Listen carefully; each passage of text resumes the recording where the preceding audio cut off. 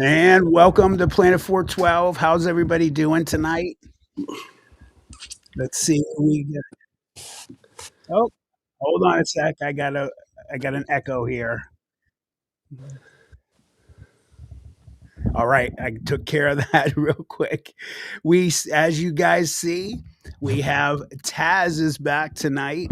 It is awesome to have you, sir. Welcome. Hi, everybody. It's great to be here. You know, I Hello love to. coming here. Sorry to cut you off there, brother. That's okay. Hello to our wonderful mods, Kel, BJ, and Josie.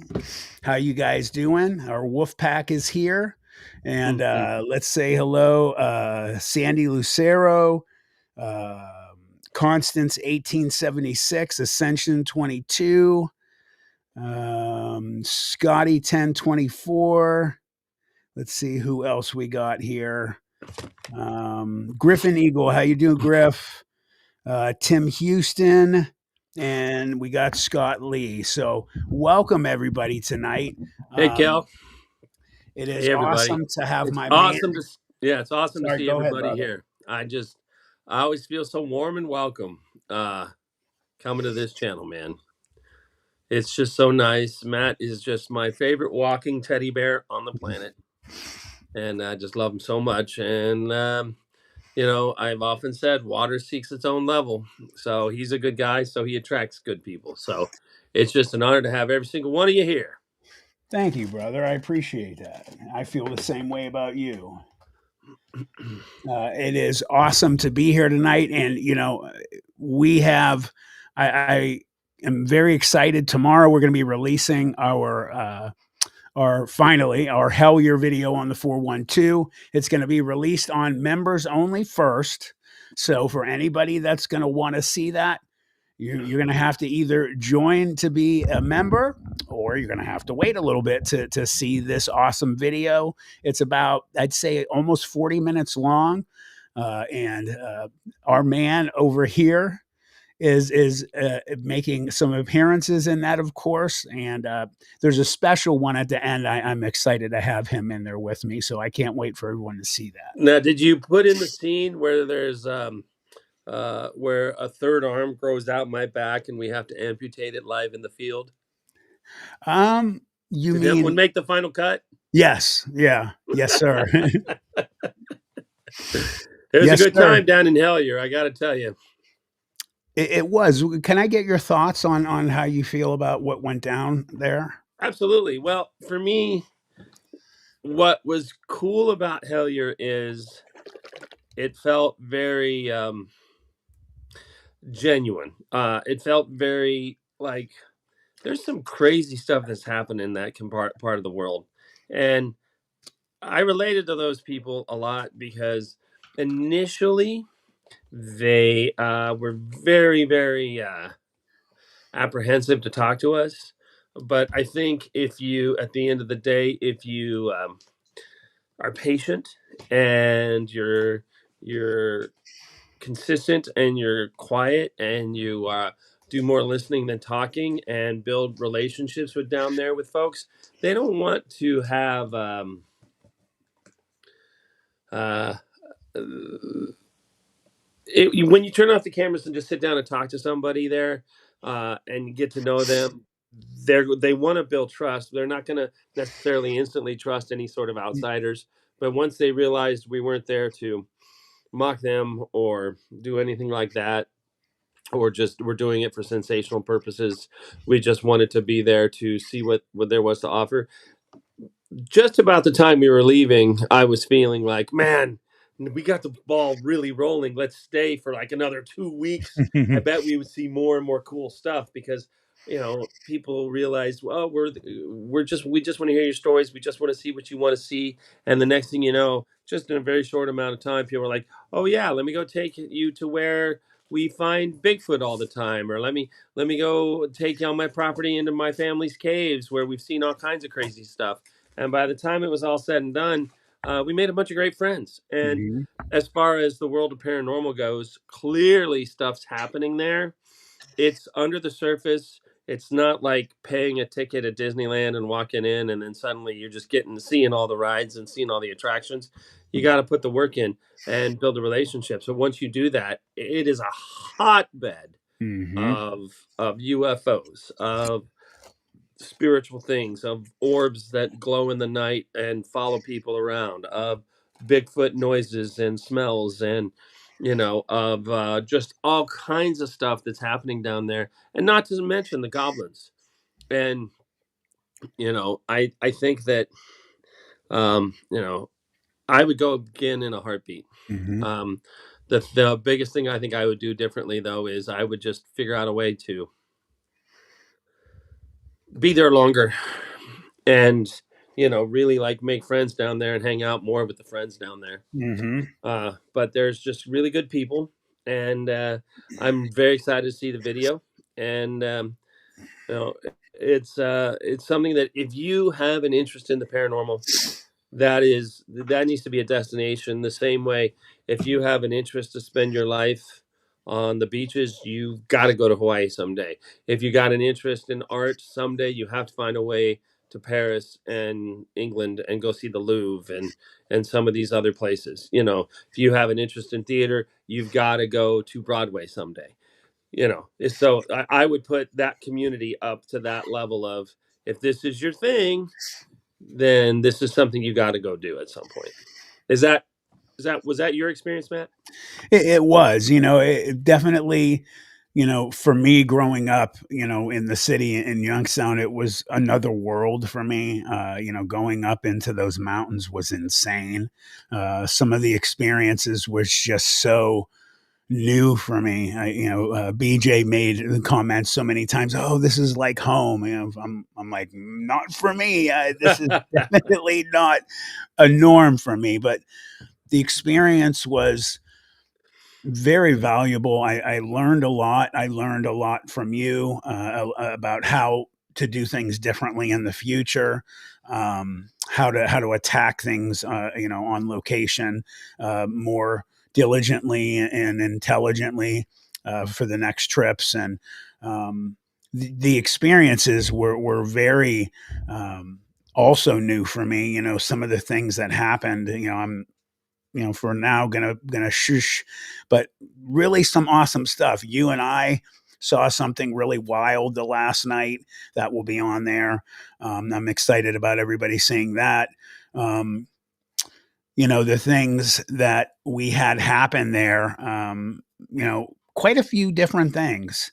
Um, as you said, the people that we met, well, it was really valuable to me to learn how to meet different types of people and how to attack, so to speak. Speaking with them, and they were so awesome once they knew that we were there respectfully, and people started coming up to us and just throwing information at us at certain locations. And um, very very special to me that trip, and I'm so glad that you guys all went.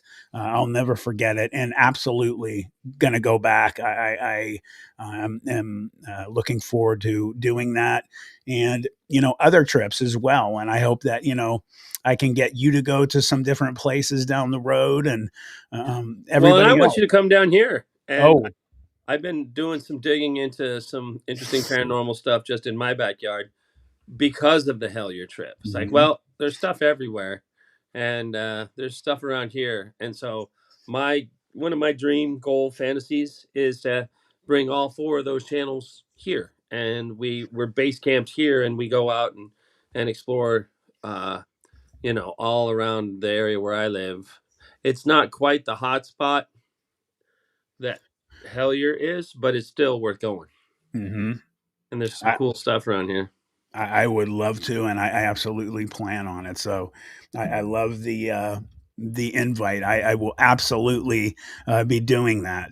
And go ahead. I'm sorry. Well, no, I would say there's one other thing that, in retrospect, thinking about the Hellier trip, that really, I think people look at your channel and look at the 412 and want that paranormal experience. And we want to provide that. And we watch these videos and we try to decipher, determine the truth of what we see. And I think that at the end of the day, above and beyond the paranormal factor, I think what we were seeking and what we do when I get to sit in on your channel is look for the truth. Is that one real? Is that one fake? And when we were down in Hellier, that's what we were doing. We wanted to see for ourselves. What are you guys saying? What are you guys seeing? What did you experience? We wanted to look at the locals' eyes when they told us these stories, and they Mhm. and ask ourselves, is this person just blowing smoke, or did they really experience something? And then try and see it for ourselves, and hear it for ourselves, and smell it for ourselves. And at the end of the day, Planet 412 and the in between and exposing the strange, our goals are not necessarily to fan the flames of paranormal to get clicks. Our goals are to see the truth. Mhm. What's really going on? What's really out there? How do we see it? How do we define it? How do we explain it? What are we looking at? And that's what's exciting, and that's what I experienced in Hellier is once people realized that that's who we were, just truth seekers trying to understand the world around us, that becomes the bridge for everybody to accept us. And I think that's why people like to sit in on these channels, and when we're doing this, I'm just saying, hey, we're just trying to learn, and we're trying to grow, and trying to see the world for what it is, and we're trying to sort of share that truth in love. Is Thank that you. accurate, Matt? Would you agree with that? I would, and that's the hopes that I have for this channel to always be in that framing, so to speak, and that means a lot to me to hear you say that, and it's very important for me whenever you're here. I love when you're here, and I appreciate you, brother, man. Love you. I love you too. I love you too. Now, should we get on with the craziness? Hmm. What do you got for us tonight, brother? All right, guys, and thanks, guys, for throwing some love about the Dogman video. I agree with you; it was wild. So we got a number of things sent to us tonight.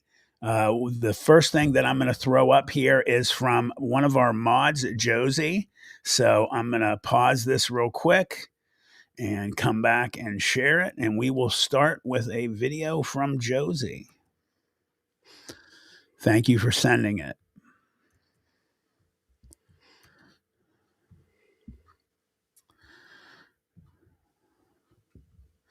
Let's see here. Oh, this is the one from last week. Hold on a sec. I just noticed. Sorry, Joe's.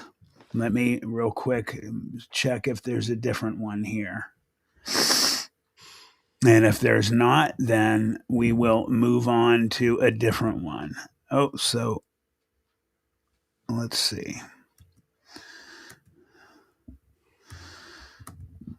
All right, so I apologize. We showed that one last week. So let me move on to a different one here. And we have no shortage. That's what I like to hear. Mary Carlisle, who always sends good stuff for us, she sent one. So let's share this one. So let me pause it, come back to you guys for 1 sec, throw it up on the screen, and we will start. Thanks for being patient, everybody.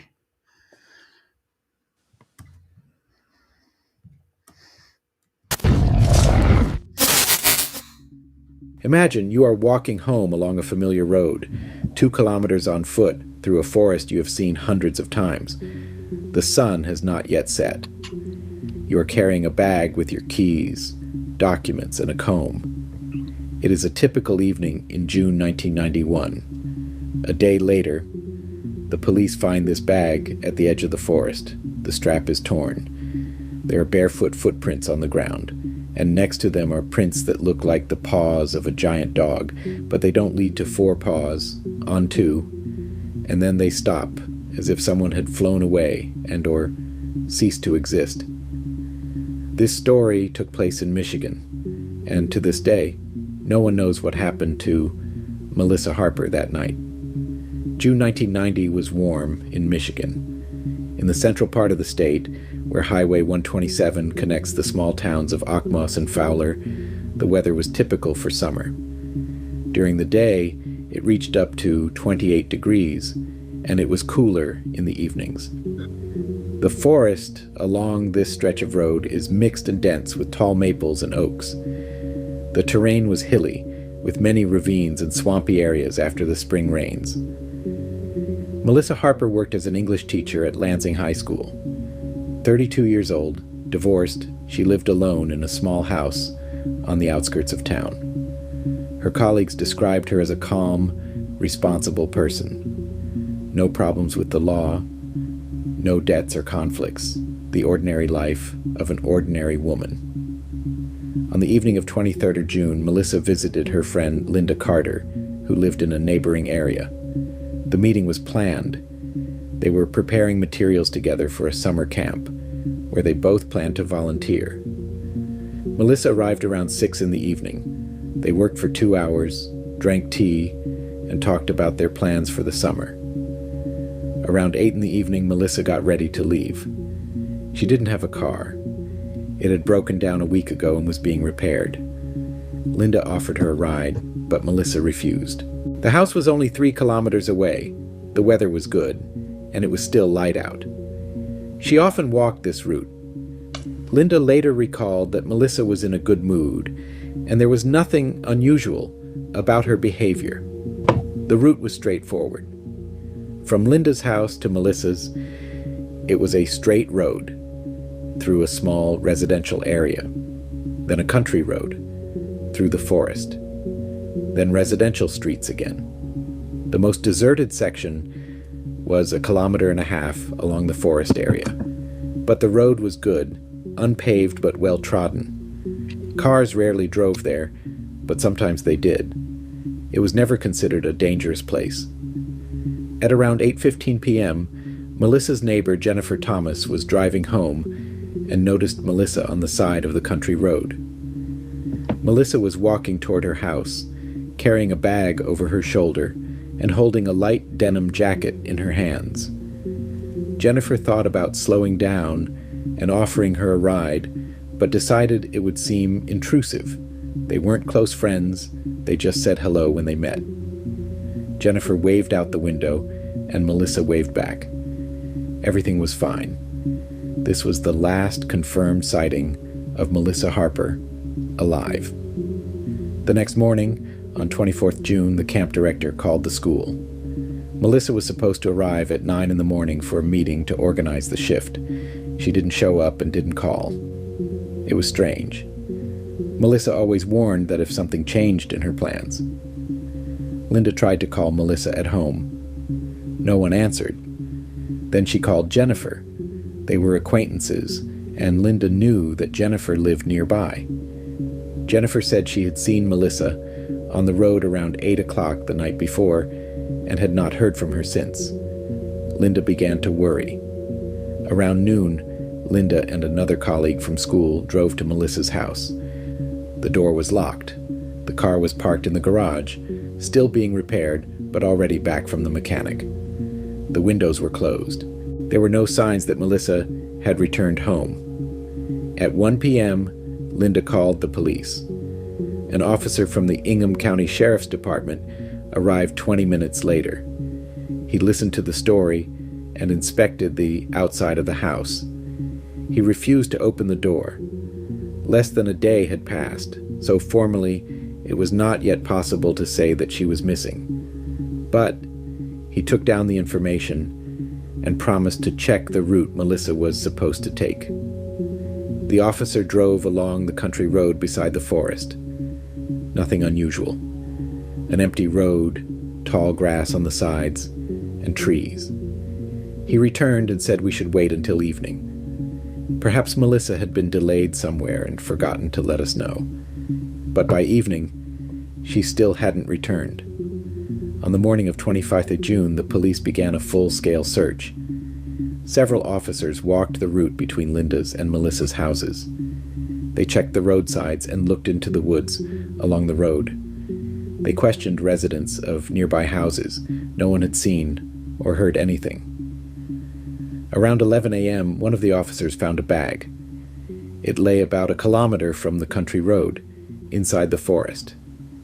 Not at the edge of the forest, but deep inside, between the trees. It was a brown leather bag with a long strap. The strap was torn off, not cut or unfastened, but torn, as if it had been pulled off with great force. One side of the fastening was torn off along with a piece of leather. The bag was opened on the spot. Inside was a wallet with a driver's license and $23, a comb, a set of keys, lipstick, and a notebook with work notes. Everything was neatly arranged, nothing was scattered or crumpled. It was as if the bag had been placed on the ground. But the strap told a different story. Next to the bag on the damp ground were footprints. Two types. The first were bare footprints, female, approximately size 37, which matched Melissa's shoe size. The footprints were clear and deep. They led away from the road, deep into the forest. About 10 meters, then they became less distinct, on firmer ground.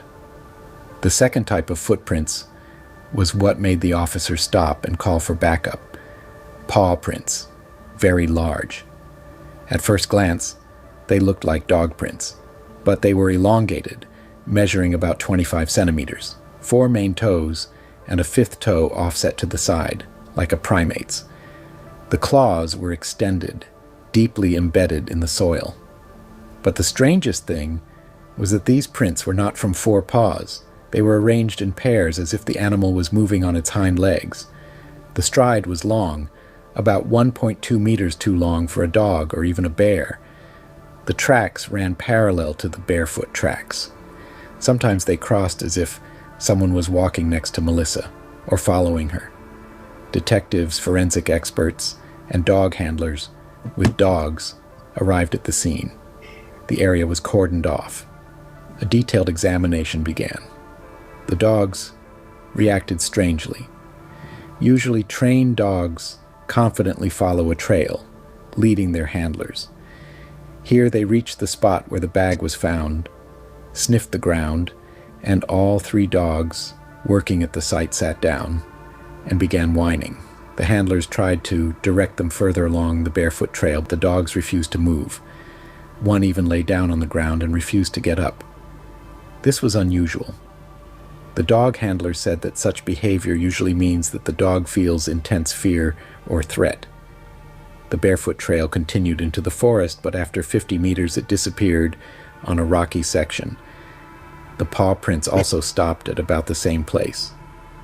Forensic experts took soil samples from the locations of the prints. They photographed the tracks and made plaster casts. One of the investigators noticed the color of the soil under the paw prints. It was slightly darker, as if it had been burned or heated. Later analysis revealed elevated iron oxide content in these soil areas, which could indicate exposure to high temperatures, but there were no traces of fire or burning nearby. The search continued. A group of 20 people combed through the forest, meter by meter. A helicopter flew over the area. Residents joined the search. About 50 volunteers walked through the forest, checking ravines, swampy areas, and old trails. On 26 June, the 3rd day of the search, another clue was found. A scarf.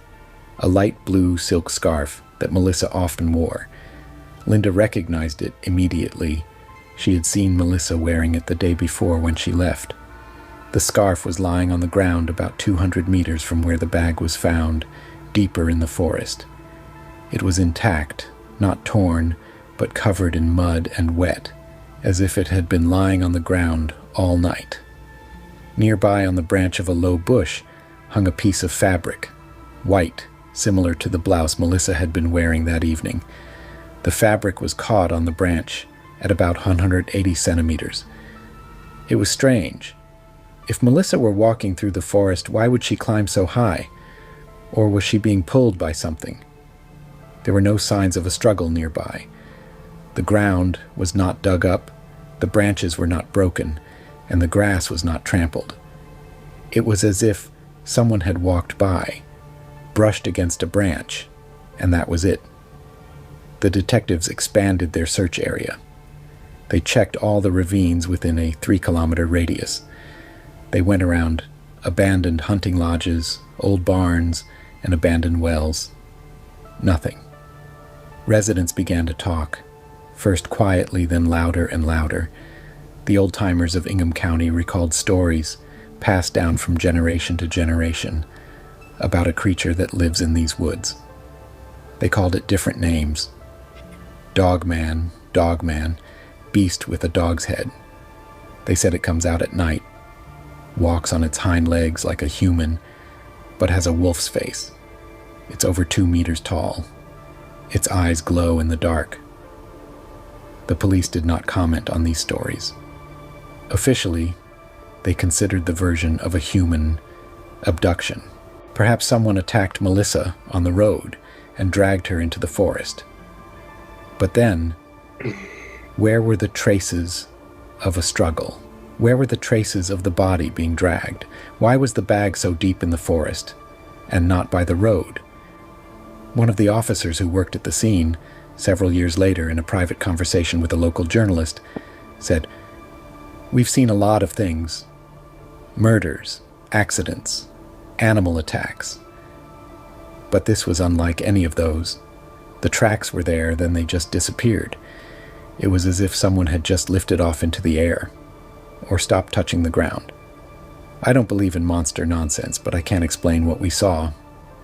By the end of June, the search began to die down. The police checked all of Melissa's acquaintances, everyone she had contact with. No conflicts, no suspicious contacts. Her ex-husband lived in another state and had an alibi. No enemies, no debts. The wild animal attack theory was rejected. Bears are rare in this part of Michigan, but they do occur. However, the tracks did not match those of a bear. There have been no wolves in the state for decades. Coyotes are too small to leave such prints. That left one theory that no one wanted to voice aloud. Something unknown. Something that lives in these woods and comes out at night. The detective leading the case of Melissa Harper's disappearance began gathering information about previous incidents in the area. What he discovered was strange enough to raise his suspicions. In 1986, 4 years before Melissa's disappearance, a local hunter named Robert Killian filed a report with the police. He claimed that while hunting deer in early November, he heard a strange sound, something between a growl and a howl. Not a dog, not a wolf. Deep, guttural, and according to him, hair-raising. Robert left the forest without finishing his hunt. In his report, he wrote that he saw a shadow between the trees, tall, moving on 2 legs. The police recorded it as an encounter with a bear, although bears do not travel long distances on their hind legs. In 1988, a farmer whose land bordered the forest lost 3 sheep in one night. He found them in the morning at the edge of his pasture. They weren't eaten, they were killed. Their throats were torn, but the meat was almost untouched. The tracks around the carcasses were large and elongated, on the ground and on the grass. The veterinarian who examined the bodies said that the injuries were not typical of coyotes or dogs. The wounds were too deep, the jaws too strong. In March 1989, a teenager from Fowler was riding his bike on a country road in the evening. It was around 7 o'clock, still light out. He told his parents he had seen something big crossing the road about 50 meters ahead. At first, he thought it was a person, but its movements were strange. Too fast, too light. The creature disappeared into the woods in seconds. The teenager turned around and rode back. His parents thought he was just scared of a shadow or a deer. These incidents were not connected. They were isolated incidents that were attributed to wild animals or imagination. But when Melissa disappeared, it all started to come together. The detective questioned the residents of the houses closest to the forest. Many were reluctant to talk. They were afraid of being considered crazy. But gradually the stories began to come out. A woman who lived 2 kilometers from where the bag was found said she had heard howling several times at night. Not dogs, something else. She woke up from the sound and couldn't sleep until morning. Her husband said it was coyotes, but she knew how coyotes howled. This was not that. An older man who had lived by the road for 40 years said that his father had warned him back in the 1950s not to go into that forest alone. The older adults called this place by another name, Wolf Trail. Although there had been no wolves there for a century, the name remained. Another resident recalled an incident from his childhood when he and his friends were playing at the edge of the forest. It was summer, a bright day. They heard the crackling of branches and saw something tall and dark moving between the trees. They thought it was a person, but then it turned its head, and they saw its face, a long one with protruding ears.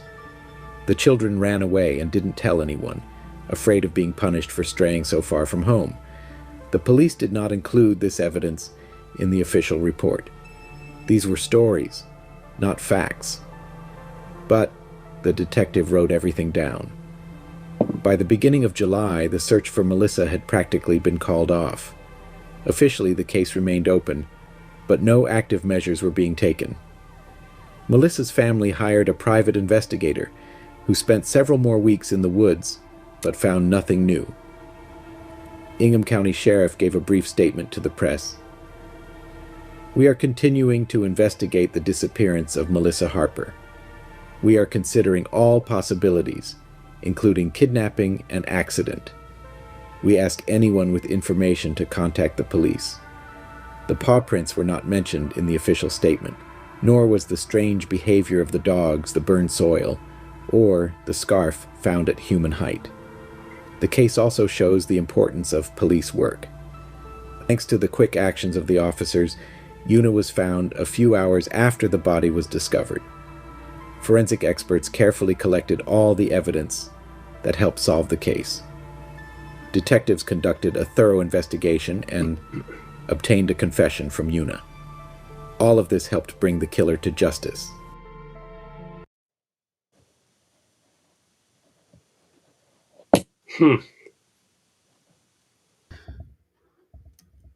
Tazz, what is your thoughts on this one? Well, I mean, did I hear the ending correctly? In that ultimately It was a person. It was a person. I was like, first of all, as far as the video itself goes, I'm not a big fan. Like, I love stories. I love a good story. Huge fan of the Y Files. Huge fan of the In Between, whatnot. But don't just show me stock footage over and over again of a forest that's not related specifically to the story you're telling me. Show me a narrator. Show me, some sort of, like, it would have been great to see some pictures. I was going along with the story all the way. And then at the end, I was like, did they just say that at the end, they just, good police work produced the reality that it was just a murderer and not even a dog man? Yeah, it doesn't make much sense to me. Or yeah. It's like, I was with it. I was like, oh, this must be Dogman. This is a good, good yarn, good story, good fable, good whatever. Mm-hmm. Good, interesting. That's interesting. Okay, the footprints. The scarf at human height length, no tracks. That's interesting. And at the last minute, they're like, but hey, good police work proved that it was this unit character that they introduced 20 minutes ago. And I'm like, what? Right. So that was a little goofy. That was just a little goofy. Give me some more meat on my bones for storytelling, and give me some more meat on my bones for proof or something to compel me to be like, wow, what did I just see? You know what I mean? So I agree with you 100%. I'm getting some messages that the chat is down. Does anybody else have a problem with their chat? I'm not. Me I'm seeing it neither. all pop up. I think Griff, I think that's just on your end, buddy. yeah, Anybody else having trouble? I'm seeing everyone. Yeah, By the way, me hey too. Tim Houston, it's always good to see you. Hmm. Hey Mr. Braun Snake, it's always good to see Yeah. you. Love you boys. Sorry, brother Griff. I think that's on your end, man. Nothing is going on here. Everybody's saying that theirs is good. Sorry, maybe you should. You know what I would recommend is just to refresh your YouTube, and it should take care of it for you. And if that doesn't work, refresh your computer. Right. Yeah, everybody's sending messages that theirs is good. I haven't gotten one message except from you saying that it's going to stop. So if you refresh it, it should take care of it for you, brother. I, Matt? Of course, now I don't see Matt. So I'll just entertain you for a second. Let's see. Matt just went offline for a second. Let's see. I'm trying to think of a good dad joke. I did you know that? I'm here, guys. Okay. Well, now I started a dad joke. I got to finish it. Go ahead. That before they invented crowbars, the crows just had to drink alone. Sorry, I know 1,000 dad jokes because I have 100 children. Where'd you go there for a second? It said you were offline. I don't know. It just stopped for a second. I have 1.5 gig connection. I don't know why. I lost it there. Griff, I don't. You're getting a little frustrated, brother. I don't know what you're talking about, man. Everything's good here. So I don't. We're not going to discuss it anymore. I'm not trying to offend you, man. There's nothing wrong with anybody's chat here. So Well, bring on another video, Matt. What yep, else you got tonight? yep. I'm bringing it on. Let me see here. We got a number of things here. Let's see. I think. Okay, not from her. I was I was hiding at my job the other day from my boss because I heard him telling somebody that good employees are hard to find. Right. Definitely. All right. I got something here from, I believe, Thomas. Yeah, Thomas Dougal sent me something. Let me pause this for you guys and I will share it in a heartbeat. I'm loving these dad jokes you guys are sending in the chat. I opened up a big can of worms with the dad jokes. All right, here we go. Thanks to Thomas Dougal. Let's see what we got. I'm excited. Let me get the always go for the audio.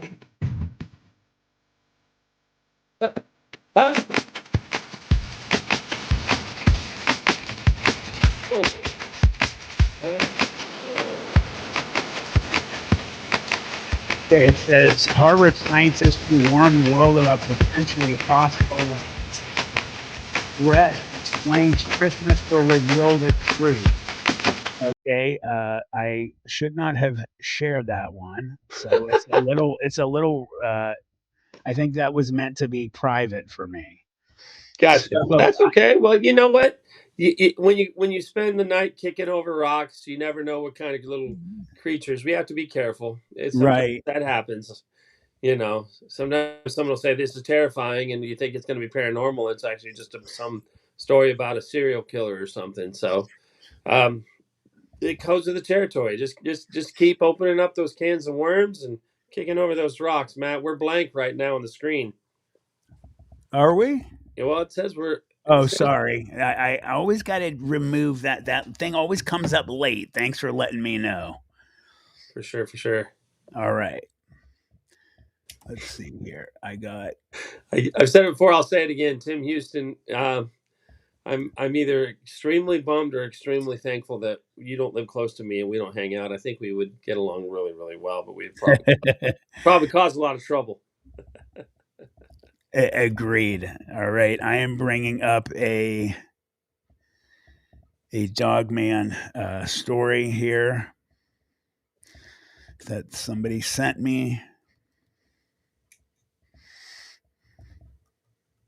Give me 1 second.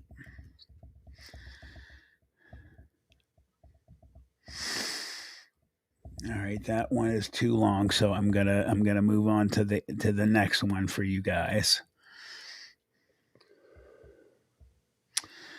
All right, here we go. All right, we have someone sent me another Balin, so I'm gonna play one Balin story, guys, not the whole thing, so don't worry. We played a long one last week, so we're not going to do that one tonight. We'll just play the first one. So before you do, let's do a quick review. Balin, and do this in the chat too. If I said, okay, in between Balin and Y-Files, rank them 1, 2, 3. What's your favorites?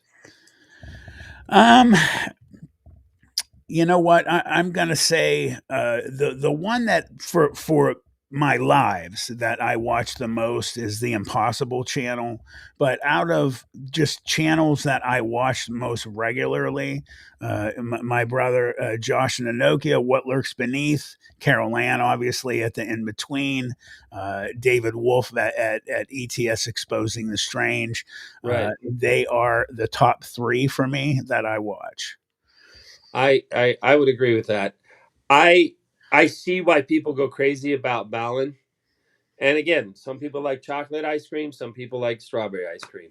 There's something about Balin that I struggle. He doesn't hold my attention as well. Versus like What Lurks Beneath or In Between or Y-Files. But that's just my personal preference. I like his stories. I think he does good research, but you know, he's got that 1960s Walter Cronkite, monotone delivery style that I'm like. I don't watch him often. I'll be honest with you. Yeah. I used to. But this is a request from one of our viewers. I'm sure his stories are good. I'm sure it's a good story. I was just curious, like who and throw it up in the chat. Who was everybody's favorites? Yeah. Obviously, I'm biased for What Lurks Beneath and In Between. A big fan of Y-Files. I love Exposing the Strange. Let me know what some of your guys' favorite channels are, guys. With that said, roll that beautiful bean footage. All right, let's roll. Give me one share. And boom. And here we go, guys.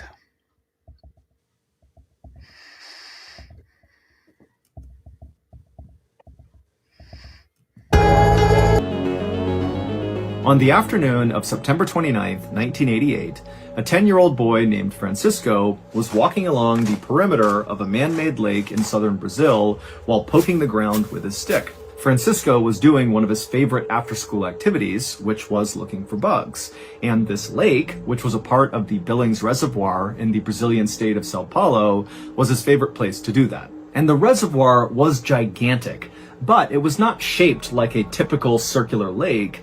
Instead, it was more like a big river that kind of wound around and had all these skinny branches kind of jutting off the sides of it. And on this particular day, Francisco was walking along one of those skinny offshoots of this lake, where at certain points, if Francisco wanted to, he could literally swim to the other side of the lake in a matter of minutes. Now, Francisco knew he was not really supposed to be anywhere near this reservoir, because in recent years, gangs from the nearby cities would bring their murder victims out to this reservoir and bury them here. And so locals knew it was not a safe place and to stay clear. But Francisco, he didn't listen to any of that because he loved walking around this lake and looking for bugs. And so he thought, you know what? No one's harmed me yet, so what's the big deal? And so, as Francisco casually walked along, poking at the mud, looking for his bugs, he finally saw one. It was a huge water scorpion, almost 2 inches long, and so immediately Francisco, without taking his eyes off the bug, drops his backpack, grabs a clear container that he kept in the side pocket, he opened it up, he bent down, and he scooped up this water scorpion and capped it, and then he brought the container up and looked inside to kind of admire his new pet. And as he was staring at this container, he noticed something odd on the other side of the lake. He basically saw it through the plastic container, and so he lowered the container to get a better look at this strange thing on the other side of the water, and what he saw was this big group of vultures, all kind of standing in a circle right on the water's edge. And immediately, Francisco was way more interested in these vultures than in his bug, because vultures meant there had to be a dead thing nearby, because vultures are scavengers. And so whatever they were circled around was probably a dead animal. But Francisco, he looked around and realized there was no way to get to the other side of the water to see whatever this dead thing was unless he swam. And he knew if he went back home with soaking wet clothes, his mom would know he had snuck to the reservoir and he'd be in lots of trouble. And so, feeling really frustrated, Francisco just picked up a rock and chucked it to the other side, trying to splash the water near the vultures to get them to fly away so he could see the dead thing. But the first rock he threw did not really have an effect. The vultures just kind of turned around and looked at him and then went back to whatever was on the ground. And so Francisco gathered a big pile of like 25 rocks and began throwing them one after the other at these vultures. And finally, Francisco had caused enough chaos on the other side of the water that the vultures got upset and they took to the air and they flew away. And finally, Francisco got a clear view of the dead thing that was in the middle of the circle of vultures. Now, initially, Francisco thought this dead thing was going to be maybe a bird or some other small animal from the area, but when he got a good look at this dead thing from 30 feet away, it didn't look like either of those things. It didn't have fur, it didn't have feathers, it actually looked kind of pale, almost like a pig. But Francisco's thinking to himself, why would a pig be all the way out here? And then it slowly dawned on Francisco that what he was looking at was actually a dead person. Suddenly terrified, Francisco scooped up his things, turned around, and ran to the nearest village where he began screaming for help. Within a few hours, the area along the water where the vultures had been and where this body was swarming with police and also with curious villagers. Normally, when a body was discovered in or near this reservoir, which unfortunately happened quite a bit because of all the recent gang violence, police would often break ranks from the investigation and walk over to the local onlookers and kind of fill them in and tell them, who this person was and what they think happened. But this time, it was totally different. The police were totally secretive, and it was really obvious. The police immediately roped off the entire area with crime scene tape, and then the police officers stood in a circle, shoulder to shoulder, blocking the view of the villagers so they couldn't see the body. And then when villagers actually walked up to police and said, hey, can you tell us what's going on? The police would say they couldn't talk about it, and then they would tell the villagers to back up and stay away. Locals would stick around for a while, being treated this way the entire time by police, and then finally when the sun started to go down and it was clear the police were very committed to hiding what was going on, whoever was still there finally just left, figuring when they got home they could just turn on the news and see what had happened with this dead person. But when they got home and turned on their TV, there was not one news story about this body.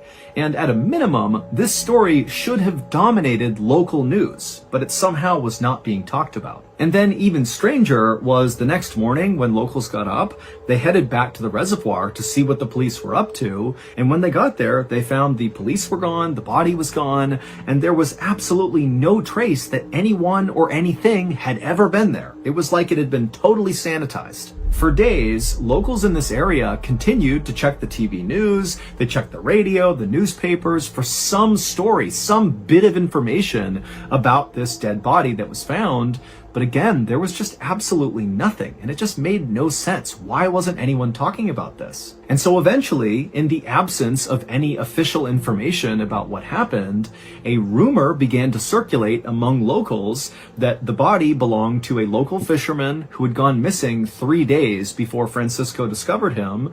And this fisherman, apparently he was an alcoholic, and he had gone to the reservoir and he had begun drinking, and apparently he drank so much that it killed him. Now, many people wondered, if this drunk fisherman story was the real story, then why were the police so secretive about the body, and why weren't they willing to give up any information to the crowd about what had happened to this guy?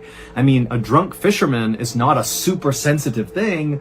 It just seemed like that doesn't line up with the police's behavior. But questions like these remained unanswered, and after several weeks of still no new information, no news coverage anywhere, even the most skeptical of villagers who really thought there's something weird going on here, they just kind of forgot about it and moved on. Until 6 years later, in 1994, when someone, we don't know who, from the Brazilian government decided they just couldn't keep the secret any longer. And so they gathered up some photos and an autopsy report they were not supposed to have, and they smuggled those things to the media. And once the media published these things, it became immediately clear that the dead man who was found in the reservoir in 1988 was not a drunk fisherman who drank himself to death, nor was he the victim of gang violence. Instead, it appeared that this person's death could potentially be paranormal. But before we dive into the significance of those leaked photos and the leaked autopsy report, you need to understand a weird aspect of Brazil's history. Brazil has an absolutely astounding number of sightings of unidentified flying objects, or UFOs for short. And these are not your typical UFO stories where some person claims they saw aliens or they were abducted by aliens, but they have no witnesses, they have no proof, they have nothing but their own story. No, in Brazil, the bulk of their UFO sightings are reported by their military, because Brazil actually has a government program to monitor UFO sightings because it happens so much in their country. In fact, the Brazilian government was directly involved in one of the most famous UFO sightings of all time. It was called the Night of the UFOs. This famous sighting, or sightings, because it actually happened in 4 different Brazilian states simultaneously, happened on May 19th, 1986, which was 2 years before Francisco spotted the dead body in the reservoir. On that 1986 day, at around 8:15 p.m., an air traffic controller at an international airport in Sao Paulo noticed 3 red lights hovering over the airport, and so the controller called it in and asked, what are these things? But nobody knew. And at the exact same time, all across Brazil, dozens and dozens of other people who have no idea what's happening at this international airport began reporting that they too were seeing strange lights in the sky. And many of these reports of these lights were coming from military personnel and government officials. And so this was like a really big deal that all across Brazil, everybody's seeing lights in the sky. And so the government, in response to this, scrambled their fighter jets and sent the jets up to try to intercept one of these sets of lights, just to see who or what they were and potentially shoot them down if they had to. But when these jets got anywhere close to these unidentified flying objects, these lights in the sky, these UFOs would move away instantly. One UFO was observed suddenly disappearing and then reappearing 20 miles away in just 5 seconds, which meant that UFO had to travel at least 5 times the speed of sound to cover that distance in such a short amount of time. For reference, humans are not capable of going that fast. We cannot do that. Eventually, the night of the UFOs ended when all these UFOs, these lights in the sky, just kind of suddenly vanished. And then a couple of days later, the Brazilian government held this big press conference about the event, and they would say, we have no idea what those lights were or where they came from. We have no clue. However, whoever or whatever was controlling these UFOs showed obvious signs of intelligence. Now, as mind-blowing as that would be to hear that potentially intelligent creatures are flying around your airspace, remember, this is Brazil, where UFO sightings were kind of the norm, and so people were definitely shocked by this. This was a terrifying thing, But they just kind of accepted what they were told and assumed, the government will handle this, and people moved on with their lives. That is, until several years later in 1994, when those photos and the autopsy report of the dead person in the reservoir were leaked, and then suddenly the people of Brazil, they're seeing this stuff and they're realizing, wait a minute, the night of the UFOs may not have been an isolated instance. Those UFOs may never have left. Here is what the public learned from the leaked photos and the leaked autopsy report. Back in 1988, when little Francisco spotted the dead body from the other side of the water, he correctly identified that it was a man's body. But Francisco had been wrong when he told authorities that it didn't look like this guy had any visible injuries on him. And the guy was naked, and so Francisco felt pretty confident that he would have seen something if the guy was wounded. But when the police arrived and they saw the body up close, they immediately saw he had several very serious and very strange physical injuries. He had these 4 perfectly circular 1 to 1.5 inch diameter holes drilled into his body. There were 2 right above his chest, basically sitting above his armpit. There was one that was right over his belly button, so his belly button was gone. It was just a hole where it had been. And there was also one in his crotch. And these holes were not crudely done. These were done with surgical precision, almost like whoever had done it was using high-end medical tools to make these cuts. Now, at first glance, the authorities had no idea why these holes were on this guy's body. But when the autopsy was done, they discovered this man was missing the majority of his internal organs, and after doing some investigating, they discovered that all of his organs had literally been vacuumed out of him through these holes on his body. Those holes were basically just ports to pull things out of him. Also, most of the man's blood had been suctioned out of those holes as well. But that wasn't all. The man also had one of his ears removed, one of his eyes was removed, and the lower part of his face was also removed. And again, all of these cuts looked like they had been made with absolute surgical precision. But perhaps the most brutal aspect of all the things that came to light when these documents were leaked was something that, unless you looked really closely at the autopsy report, you wouldn't necessarily notice. And it had to do with this man's vagus nerve. Your vagus nerve is something that controls part of your nervous system that's responsible for automatic functions like heart rate and digestion. And so when your body is suddenly in great distress, like suddenly you're fighting for your life or something, your vagus nerve can basically shut off those automatic functions like digestion in order to ensure all your energy is going towards fighting for your life. But in this dead man's case, his autopsy revealed that his vagus nerve got so bad, he basically killed itself to avoid feeling the pain it was feeling. So I'm sure you're wondering, how does the dead man in the reservoir and these leaked photos and the autopsy report, how does all of that connect with the night of the UFOs, which happened 2 years before the man in the reservoir was even found? Well, following the night of the UFOs in 1986, farmers in Brazil who lived in the areas where these famous sightings took place began reporting that their cattle were dying kind of inexplicably. And this began happening with enough frequency in all of these areas where the UFO sightings had taken place that a theory began to develop in Brazil that maybe the UFOs that were here during the night of the UFOs have something to do with all these cows turning up dead. And as that theory began to take hold all across Brazil, that, UFOs are killing our cattle, another theory began to come out of that one, which was, well, if the UFOs are coming in here and killing cattle, what's stopping them from killing people? And then in 1988, so 2 years after the night of the UFOs, and right in the middle of all these farmers all across Brazil saying their cows were dying for no reason, the dead man in the reservoir was discovered. And as soon as the government saw the physical condition this guy was in, with the weird holes drilled in his body and his organs missing and his face pulled off, that, plus the fact that he was located in this reservoir, which by the way was in a night of the UFO sighting area, the government decided they would have to hide the story. A critical detail that I have left out intentionally until right now is that the cattle who were turning up dead, they were turning up dead with circular holes drilled into their bodies, with organs missing and parts of their faces removed. Meaning, clearly, whatever was happening to these cattle inside of these sighting areas had happened to this man in the reservoir. And if that got out to the public, then it would confirm for many people in Brazil that, yep, the UFOs, they're the ones going after the cattle, and now they're going after us too. And so this was why the police were so secretive about the body and not letting anybody see it or learn anything about it. And it was also why no news was run anywhere in Brazil about the story.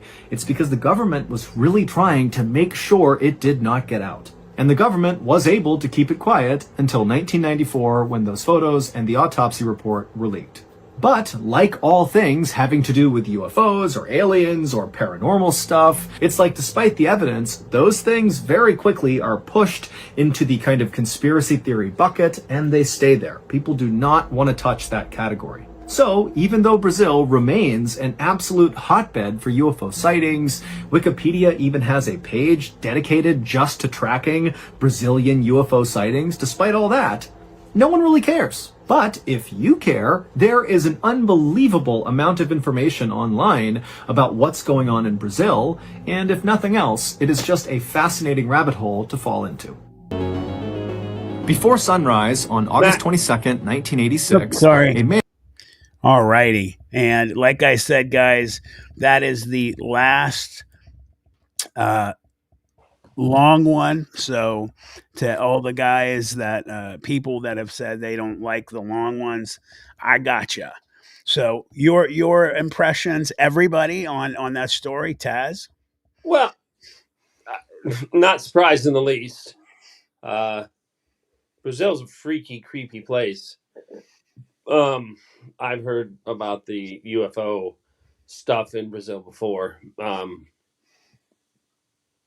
I have no doubt that I've seen the pictures of mutilated animals. It wouldn't surprise me a bit that something like that happened. Mm-hmm. I just wish we lived in a time and place where when weird things happen, our media and our government just said, yeah, this weird thing happened. Let's figure it out. Right. The desire for this massive secrecy, if we had trust in our government and trust in our media, then we wouldn't be so apt to believe all this stuff, because we would believe, oh, well, if this is really happening, they would tell us, Right. So the fake stuff would become more obvious.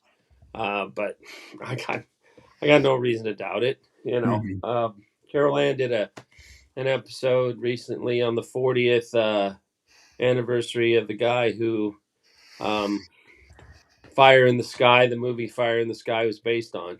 Mm-hmm. And I absolutely believe that story because of the lie detector test, because these people have never gained anything. They just said, this is what happened to us. Believe it, and with that story, that was a really interesting update on the 40 years later of that incident. So it doesn't surprise me a bit.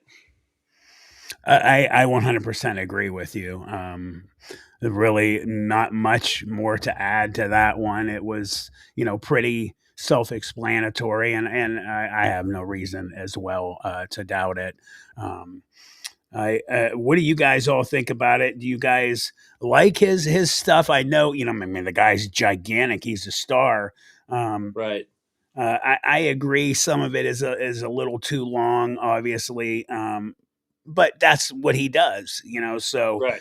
for all he's you the guys, best in the business. Everybody, he oh does yeah, corporate stuff on Amazon, and he's a sure. big deal. I'd love to get to know him and have him for dinner. For sure. I've spoken to him a couple times. Excuse me. I actually said to him one time, I was like, hey, so when are you going to do my experience? And he says, well, I think I'm going to do it down the road. He's like, a lot of people have done it. And he says, I think I'm going to wait until, some of the I forget what he said. Basically, let it cool down a little bit. And I said, "Hey, that's cool, man. You do it. I will love it." So, um, he is the best in the business. A great. He's got like what 10 million subscribers or something like that. Man, my God. So, I just got a request from Ascension 22. Suggestion: am I able to play the first few minutes of Icky and Arizona Wilder interview? Do you know what that is, Taz? No, I'm not familiar. I'll look for it real quick. So Sure. give me a sec here, guys. I'm going to put that in and look. So let me put that in the search here, and I will do my best for you, Ascension. All right. Icky. Let me spell this the correct way. Mary, I love that you're in this chat. She's saying she loves this channel. I love this channel too. I think it's Thank fun. you. I think it's fun. Mary's awesome. She's a great friend and a great part of this channel. I appreciate her. She always sends awesome videos. She takes her time to make sure that stuff that she sends is good and legit. So I appreciate you, and I appreciate the comment. I noticed I was reading the comments during that last video, and she's got a book coming out soon. I want to read your book when it comes out, Mary. Make sure you get me connected to it. I'd love a copy signed from you, Mary. Well, if I could be so lucky.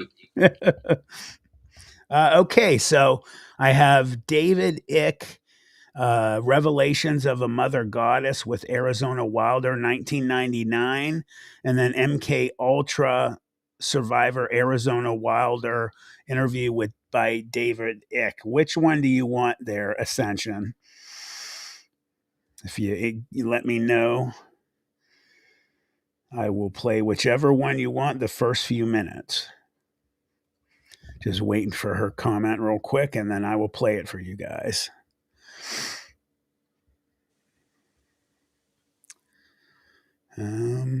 Waiting. Yeah, my incredible hot wife is a writer too. She's a great writer. And I have stacks and stacks and stacks and stacks and stacks of books. This is a reading household.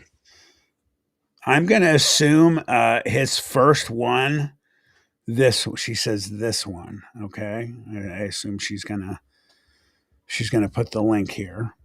So your patience for one more sec, guys.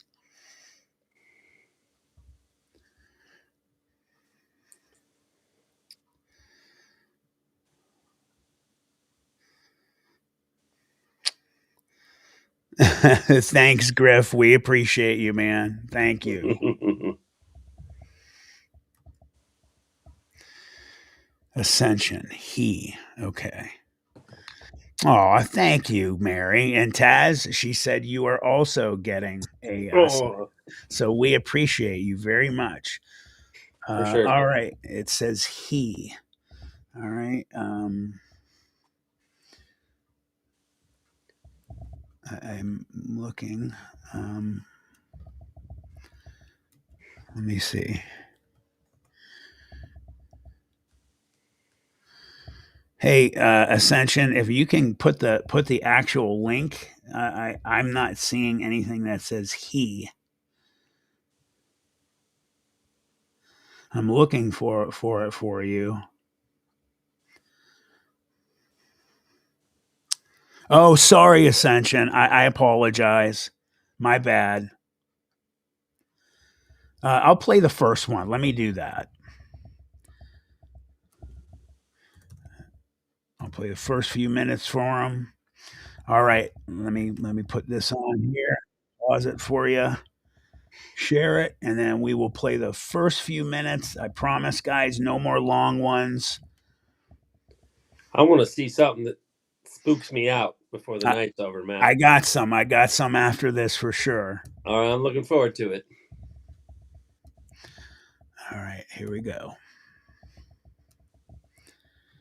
I hope this is what you want, Griff. I mean, not Griff. Ascension. My bad.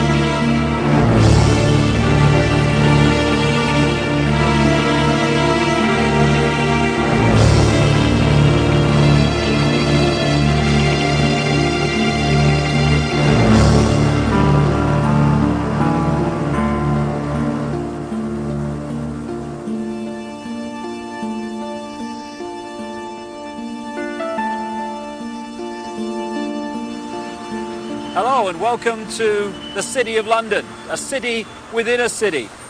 People think about London as the great metropolis that we all know, but within it is something called the City of London.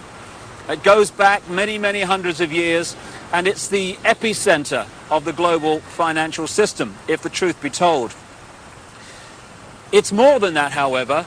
It is the center of a global web of secret societies that control the planet today. No. And they come from a series of interbreeding bloodlines which you can trace back to the ancient Middle and Near East thousands and thousands of years ago. And the staggering truth is that these interbreeding bloodlines under different names have increasingly controlled planet Earth from that time to this, never more so than today. In the next few hours on this video, you're going to be introduced. Okay, he said to fast forward it until Arizona is on the screen. I don't know who Arizona is. I'll assume. It's a state between California and New Mexico. Okay, not a person then. Okay. I don't know. It might be a person. Oh, is this her? Maybe this is Arizona. Allow the external manipulation through this electronic means of our mental and emotional processes. This will happen unless the human race wakes up and wakes up fast. And to do that, we need to understand what's really going on. And to let people know that, we've got to stop beating about the bush, stop pulling punches, stop pussyfooting around, keeping information from people. Oh my goodness, how will they react? And just... Sorry, I'm going to get past that. She's about to come up right here. You always got to get past the pussyfooting. All right, here we go. Before I started looking into my life, back in 1989, I was starting to have flashes of things, and my life was not what it seemed to be, which is why I started looking into it. And what I found out was that I had a lot of missing time, and a whole lot of missing time as to what had occurred in my life. And when I started looking into what had happened in my life, it was the only way that at the time that I knew, was to start going to see a therapist. Within a year, I was talking about memories of being sexually abused by my father, which was part of what was supposed to happen. And I was starting to talk about mind control issues, and I was talking about ritual abuse issues at the time, and I didn't have the whole thing put together. It's taken me years, all these years, it's taken approximately almost 10 years to put this together, what has happened to me. And in the process, I have lost everything that I ever had in my life, and anything I held dear in my life. I was bred for this role that I fulfill, and it was planned from before my birth, and it was because of the bloodline of my mother's family, which comes down through Ireland, but before that it began in France. It was through the Marquis de Stac, which he came to Ireland and changed the name to Stack, and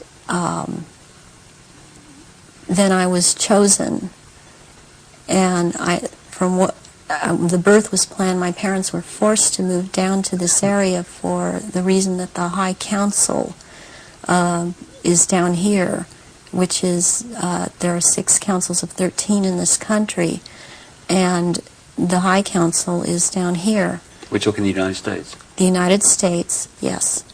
And so from the time that I was a baby, I was being abused and traumatized, and on purpose, for the mind control that they need someone to go through to do whatever they say, to be as just a puppet in that they can control every move. And you don't remember. I didn't remember a lot of things because I have, as a result of all of this mind control, split off many parts that all hold memories, hold feelings, hold programs, hold information, and I've been working very hard to pull all of that up. And it's been a long, slow process for me because there don't seem to be a lot of people in the field that I only felt was the only way I could go was psychiatric and psychological. They don't seem to know what is really going on, and I believe that a lot of them are afraid of being sued should they suggest something, and so they cannot lead or suggest, and it's been a process. All right, guys, that is about as long as we're going to go. Thanks for asking for that one, Griff. We're going to move on. We've been getting comments about long videos, so thank you on that. And Yeah, I'm I will going. say about that. I mean, it's an interesting conspiracy theory. I've heard it before. Someone said in the chat, some UFOs will follow people's bloodlines. Mm-hmm. Bloodlines are a thing, but again, show me some proof. Show me something there. Exactly. Is that woman? Is what she's saying true? Maybe. Is she crazy? Maybe. Is she saying all that because she wants the attention and she's got an angle because she's a shill and she's trying to make a buck? Right. Maybe. So there's a lot of weird things in the world, and I agree. and that for every weird thing that's out there, there's 10 people who want to leverage that weird thing to their own agenda. Mm-hmm. So I agree. Thanks for cutting that off because I am not a psychiatrist or psychologist. Agreed. So what I am going to throw up here next is what I was talking about a little bit ago. So give me 1 sec here, and I will get this up. I mean, satanic ritual victim, that's some hardcore stuff. Mm-hmm. Pretty horrible. And I don't want to come across like I'm making light of that, but Right. I certainly hope nobody is making light of that. I agree 100%. And that goes really deep. That's something that, we can get into, on another day. And again, Ascension, thank you very much for throwing that out there for us. So I have a short here for you guys. Let me throw this up. This is we got a number of Dogman shorts, and I hope you guys like at least some of them. We'll see. We will do exactly what you guys have been asking. Play a short one, come back, and we'll discuss it. The dog man. Check it out. You got him. You guys want a dog man? Check it out. You got him.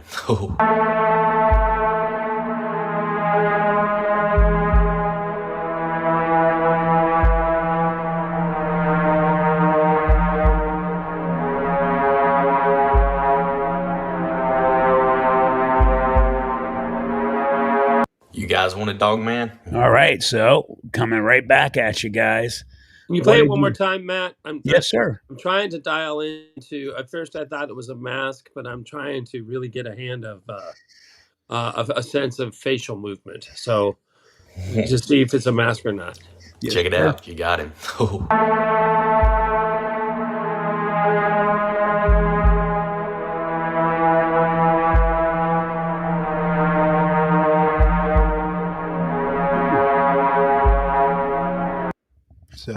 a good pause.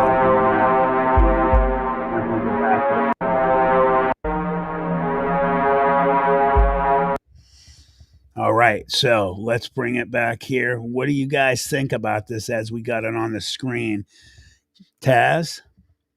It's hard to say. I was pretty convinced that it was just a mask at first. It's an awful short video, and I'm not convinced it's a mask. Right. Because for a second there was one teeny tiny little second in there where I thought I saw his jaw move in such a way to imply that it couldn't be a mask. However, I'm still standing by a mask. I agree. I mean, it does not look anything like what I saw, but in regards to other people's experiences, what David Wolf has seen and gotten a picture of a dog, man, this is absolutely in the wheelhouse of the size of the type of dog, man, that David and other people have seen. You know, they've got different kinds of dog men out there, and you know, they have human size ones. I'm Right. not Are you talking buying. about the Sure. one where David caught the picture and he Right. didn't even realize it till later? Because funny Right. you say that, because when I saw this, that's what that reminded me of immediately was Mhm. David's picture that he shared with us down in Kentucky. What do you guys all think about it? Do you think it's legit? Do you guys Jack thinks it's a mask? Let's see who else what everyone thinks here. Ron Snake says it's a mask. Good My night, gut says Sandy. mask for sure. But Quicksilver, let's see. Bohemian says, good night, Miss Sandy. It's always good to see you. absolutely. Ton says looks fake. Let's see.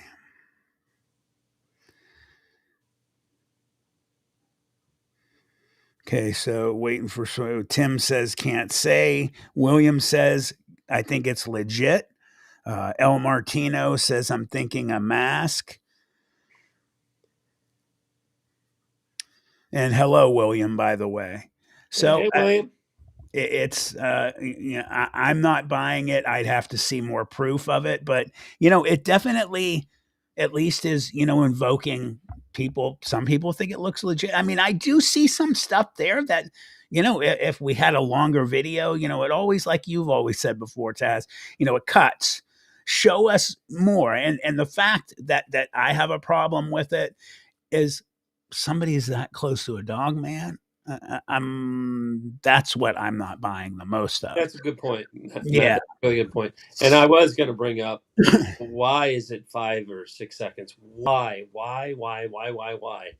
You know, I don't know about the rest of everybody, but shoot, you know, I shoot videos all the time. I shot a video of my kids doing stuff today to send to family members, and 30 seconds goes like that, and I'm like, I don't want it to be longer than 30 seconds because then I can't really text it. Right. You know, so and these 3, 4, 5 second clips, I want to I 2 or 3, 4, 5 minute videos just on my phone when I'm shooting something, when I'm having a conversation, when I'm videotaping my dog, whatever it is. Right. So these short videos, just the mere shortness of them is always going to be my first red flag. I agree. All right. Well, with that being said, let's move on to the next one, guys.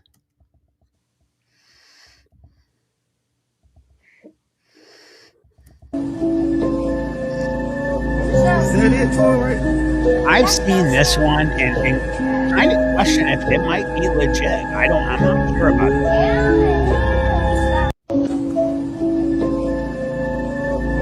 Because the family seems scared. They're questioning that. There is, by the way, there is a longer video of this. Mary thinks this is legit. Good night, Ton. Or no, you're just leaving for a little bit. Let's see. El Martino says that was my first thought, Matt. If it was Zoom, the image was shaking a little bit on the last one. Tim, you know what? I will say I can look for that crawler video too. Josie thinks it's legit. Taz, what do you think? Well, I mean, let's back up. What are we saying that is? Are we saying this is a Bigfoot? Are we saying this is a dog man? Dog man. So you're the dog man expert in the room. While the image seems genuine, Mm-hmm. I've always so when I think of cryptids and when I think of these things, they don't just stand there and stare back. They're going to come and investigate you, or they're going to go off. Are they really? But you can correct me on this, and I'll defer to you because I haven't ever had the pleasure of a dog man. Right. Do they just kind of stand there and stare you down? Well, my obviously with what happened to me when I was 14, no, that's not Right. what happened. But what I have seen over the years is they do a number of them at least. You had some legit videos out there that have been recorded where they do what Bigfoot kind of do. Some of them, they do the tree peeking, and Right. they do watch. The fact that this family and I, like I said, I have seen the longer version of this video. The family legitimately, to me, seemed spooked. They seemed nervous and scared. The kids were kind of, freaking out. Everybody, Right. pointing at this thing. I mean, at the end of the day, if I was there with my wife and children and I saw that thing over there, Mm-hmm. I would be instantly very scared too. I'd be like, what in God's green earth is that thing? Right. But it could be a dude in a mask. It could be a serial killer in a mask. Yep. It could be, is it freaky and weird to see some sort of sentient creature covered in black like that staring in my direction? Of course. It doesn't surprise me that those kids are nervous and unsettled. I Mm-hmm. would be too. That doesn't automatically make it a dogman. Right. I agree. 100%. Josie says she's had dogman experience.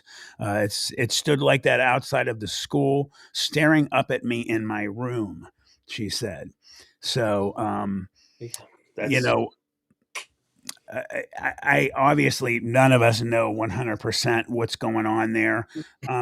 Out of a lot of these, I mean, I'm giving this one a benefit of the doubt a, with that. a strong maybe. Yeah, not obviously not a positive. So, It's like I just want to see it move. I want to see it move in some sort of not human, not animal way or something.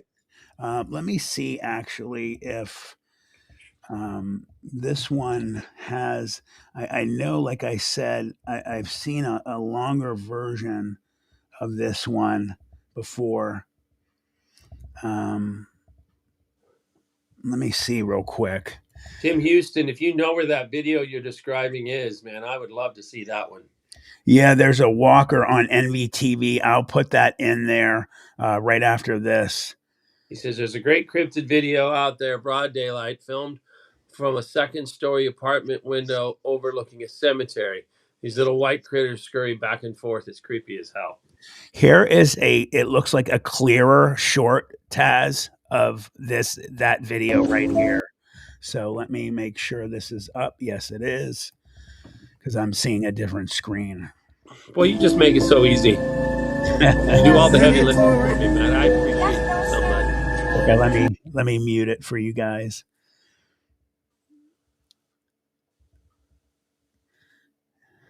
It looked like it looks a tiny bit clearer. Like I said, there's a longer one out there.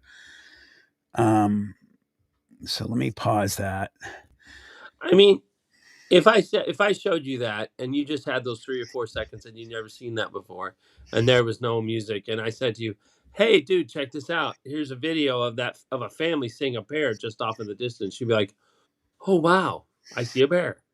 You know what I mean? Right. It's just 3 or 4 seconds. I agree. Well, I'll look for it on my phone, guys. So what I'm going to do, I'm just going to go ahead. Let me real quick put in this NVTV crawler video.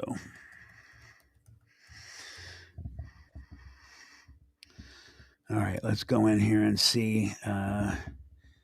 Oh, there's an interesting short there. Well, that's a long video. So, oh, okay. There we go, Tim. I found it.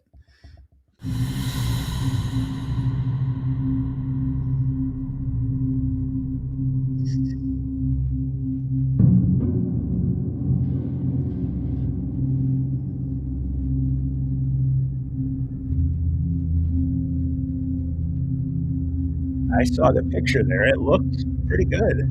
We'll find out.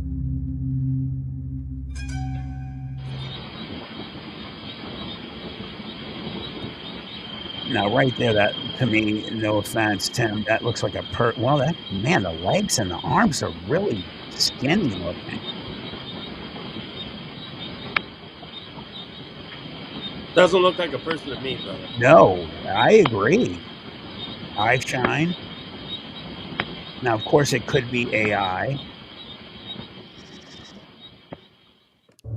At first, I was thinking person by the way, it looked just like a person bent over walking on all fours. But the arms and the legs were way too long and skinny. Yeah, that's definitely either AI or a legit video. I would agree. Either AI or legit video. Let me mute this, and what I'm going to do, I'm going to move it because they usually get it. Oh, there's one. It's a little closer, right, to that one. Now, that's interesting. No way that's a human being. No. Tim, good pick, bro. Excuse me. Okay, let me move it a little further ahead. Okay, here goes another one here. That was until he started hearing strange clicking noises echoing through the silence of the night. Ethan joins us tonight, bringing with him a tale that's both unnerving and compelling. The creature he captured isn't your everyday wildlife. Known among enthusiasts of the unexplained as a crawler, this creature is described as being between Good night, 4 Mary. to 7 Thank you for feet coming. tall, with a Night, pallid, Mary. gaunt appearance that is eerily humanoid. Its method of movement is the source of its name, crawling with a nimble speed that chills the blood. Its face is dominated by large, inky black eyes, a gaping mouth, and a conspicuous lack of a nose. But perhaps the most unsettling detail, these creatures are reported to emit a strange clicking sound. Tonight, Ethan's going to share with us his extraordinary experience, the strange events leading up to the encounter, and the captivating evidence he caught on his trail cam. So sit back, take a deep breath, and prepare yourself for another journey into the realm of the unknown.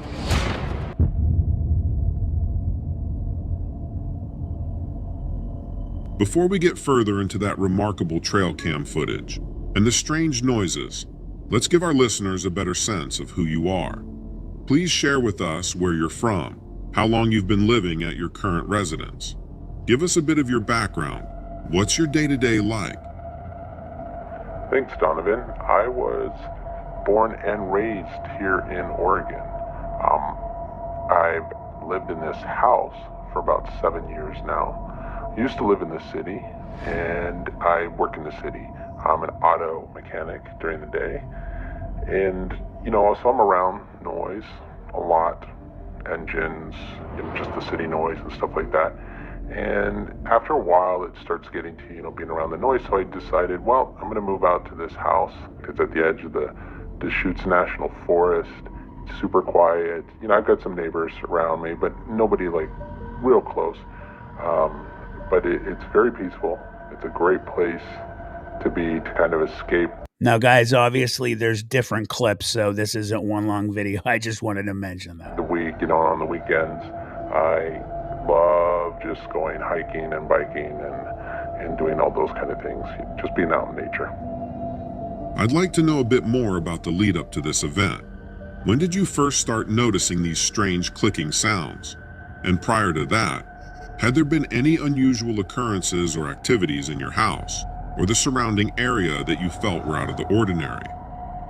Well, like I said, I've lived in this house for 7 years now, and the first time, or my first encounter with this, happened about 5 years after I started living there. You know, I'm used to sounds. I got used to the sounds of the forest, hearing fox out there or other, you know, birds, other just kind of the animals that live in the forest. Definitely, you know, occasional raccoon digging around in your trash outside, things like that. So, not, you know, I got kind of used to those types of sounds. I don't know, I heard some kind of strange clicking sound one night, and my neighbor's dog, you know, my neighbor doesn't live too far away from me, but just far enough, but my neighbor's dog was going crazy. And that sort of kind of sent up a you know, a red flag for me, because I usually don't hear the dog going crazy, but for some reason there was just something off-putting about the sound. I started hearing it out there, kind of a weird clicking sound. I don't even know how to describe it. I thought, you know, maybe this is something, some sort of animal noise, new animal noise I'm not aware of. You know, animals make weird sounds during mating season and things like that, so you just never know. And of course, living in the city for so long, I am just not aware of all the sounds that come from a forest. So this was something really weird. It kept happening on and off for a month or two, and it just, you know, it just kind of heightened, and it sounded like it was getting closer. And I would occasionally go outside, walk around in the dark with the flashlight, kind of looking. Maybe I would see something, you know, kind of startle it, and it would take off or whatever. That was my thinking. And whenever I would go outside, though, it got really quiet, and the noise stopped. So, you know, you go back inside, you settle in, you're watching something, and then you're kind of, or you're just sitting there at the kitchen table, windows open or whatever, and you hear it again outside, and it's like kind of close, like kind of eerie close. So I was thinking, okay, I need to figure out how to see what's going on out there, you know, like, and I had read about trail cams, and I was thinking, oh, maybe I'll get one of those. I'll just buy kind of like a cheap trail cam or whatever, and I can set it up outside and let it go, see if it captures anything. So I got a trail cam, I put it on a tripod, and kind of set it up underneath this tree out in my backyard, and thinking, well, you know, I'll catch deer or whatever it is out there. I'm sure there's something out there that'll set my mind at ease once I see it, and I'll kind of have a laugh, you know, not spooking myself out here. But that's when, of course, everything kind of changed after I set up that trail cam. The unknown can be both intriguing and unnerving, especially when it's happening in your own backyard. So, after you set up this trail cam, how long did it take before you captured something on film? Can you describe that moment when you first saw the footage? What you thought and felt when you realized what you'd captured wasn't a fox or a raccoon? Yeah, it definitely wasn't a fox or a raccoon, I'll tell you that. I think at first, when I was watching the footage, I thought, oh, maybe it's like like a sick animal or something, you know, because there's like wasn't like furry. It actually looked like it was missing hair. It looked very almost like it was more like just skin than anything, real kind of gaunt and skeletal. I guess that's the best way to say it. You know, skinny and weird and a little misshapen. The shape of the head didn't kind of fit with anything else I'd seen animal-wise, like something like a dog, or, you know, like it didn't have like a snout or anything like that. So that's what made me think this is something else entirely. So that's when I really just kind of started digging in and watching the footage over and over and thinking, I got something weird or unique here. I need to figure out what this is. That must have been a shocking realization, Ethan. There's a big difference between an... All right, I'm not gonna stop the video. I just want to discuss it. I mean, first and foremost, I mean, the picture, again, we can't prove that it's real. It looks super creepy. The guy seems, I've gotten pretty good at interviews and people. And of course, some people are good at lying, let's be honest. But he seems pretty legit. Right. He seems believable. He's not umming. He's not awing. Or I mean, what do you think? The interview seems legit. If I saw that on my trail cam, I would poop my pants. Mm-hmm. Yeah. I mean, that's a crazy, terrifying image. I agree. In fact, I'm going to move that back real quick for you guys. Let's get back to that one image. So there's a close up. There's a close up of it right there. Of course, that's a little flared out. So let's move it back. Okay, there's the one right there. Yeah. All right. So let's get some comments on this one. I mean, that if that's real, I mean, holy shit. You know what I mean?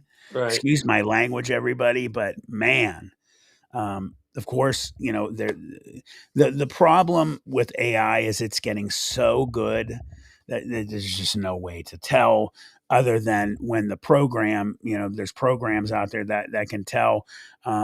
They're talking about now that they want to put marks, like a star on videos so that everyone knows for sure that this is AI. But I mean, I don't know, man. That is a crazy image, and like you said, I mean, I would be horrified if, like, for instance, we were in the cemetery when me and David and Carrie went to that cemetery and last week, which was absolutely out of bounds, and the video will be incredible for you guys when we see it. I can't wait to show all of you, including you, Tazz. Can't wait to see it. Oh man, some of the stuff we caught was absolutely ridiculous. But if I would have saw that, I mean, we were all armed. I guarantee I would have pulled on that and started shooting for sure. That would have not been pleasant. Because I would not have been running. I would be a slow walk. So the gun comes out. Right. Jack makes a good comment here. He says you can see what could be editing, a blur around the edges. It could either be editing or it could just be, that's the best picture that they could have got. And when you have some of these cryptids out there, there is a lot of legitimate research that has been going on that shows that some of them have the ability, like Bigfoot, to cause issues with electronics. Right. And the newer the technology, the more problems it seems like they have. A lot of the good long time researchers all say the same thing. You want to get good pictures, you want to get stuff, good proof, go old school. Get the old school cameras, nothing digital, and use analog type stuff. So, who's to say? Ain't nothing like film, baby. I agree. Griffin, have a good night. All right. Let's move on. We're going to play it here. I didn't mean to do that there. What kind of creature is that? Is that a rake? A pale walker. Pale walker. All right. Than anything real kind of. Move it here. Let's move it past. All right, this is the new one. This moment, what did you do? Did you try to capture more footage, or did you attempt to contact someone about what you'd seen? Did the behaviors of this creature change after it appeared on camera? Well, I actually sat on it. Oh, it's still going. Wow. You see something like this, and you're trying to process it, and you just kind of keep going over it in your head. You hear stories about people who've seen strange things, creatures or otherworldly type of things, And you listen to their stories, and you kind of think, what would I do if that happened to me? You don't ever think it's going to, or at least I didn't. And then when it does, you just stop. I mean, I froze. I wasn't even really sure who I would talk to about this. I mean, I have, some close friends, thinking, maybe I could talk to one of them. I mean, I definitely didn't think I could go to, like, the police. What are they gonna do? Probably besides, like, shoot me away. So I thought, maybe I'll put the trail cam out again. Maybe if I get more footage of it, if it keeps coming around, I'll just have more proof, I guess. So I kept putting the trail cam out, and I wasn't getting anything. It's almost, I even hate to say it, or it sounds weird to say, but I feel like it almost knew that I was trying to capture it, like get it, more footage of it or something. I know that sounds strange to say, but I got nothing. I mean, I just got trees and bushes and stuff for months. And, but I did hear the sound, and I did hear it close to my house, and then it was away, and then I would hear, like, the sound again, but in a different area of my yard, almost like an echo of the sound, or almost like, maybe two of them, which would be really, really creepy to think about. But yeah, I don't know. I just kind of sat on it for a while, and I thought, I got to talk to somebody. So who am I going to talk to? That's definitely an eerie thought.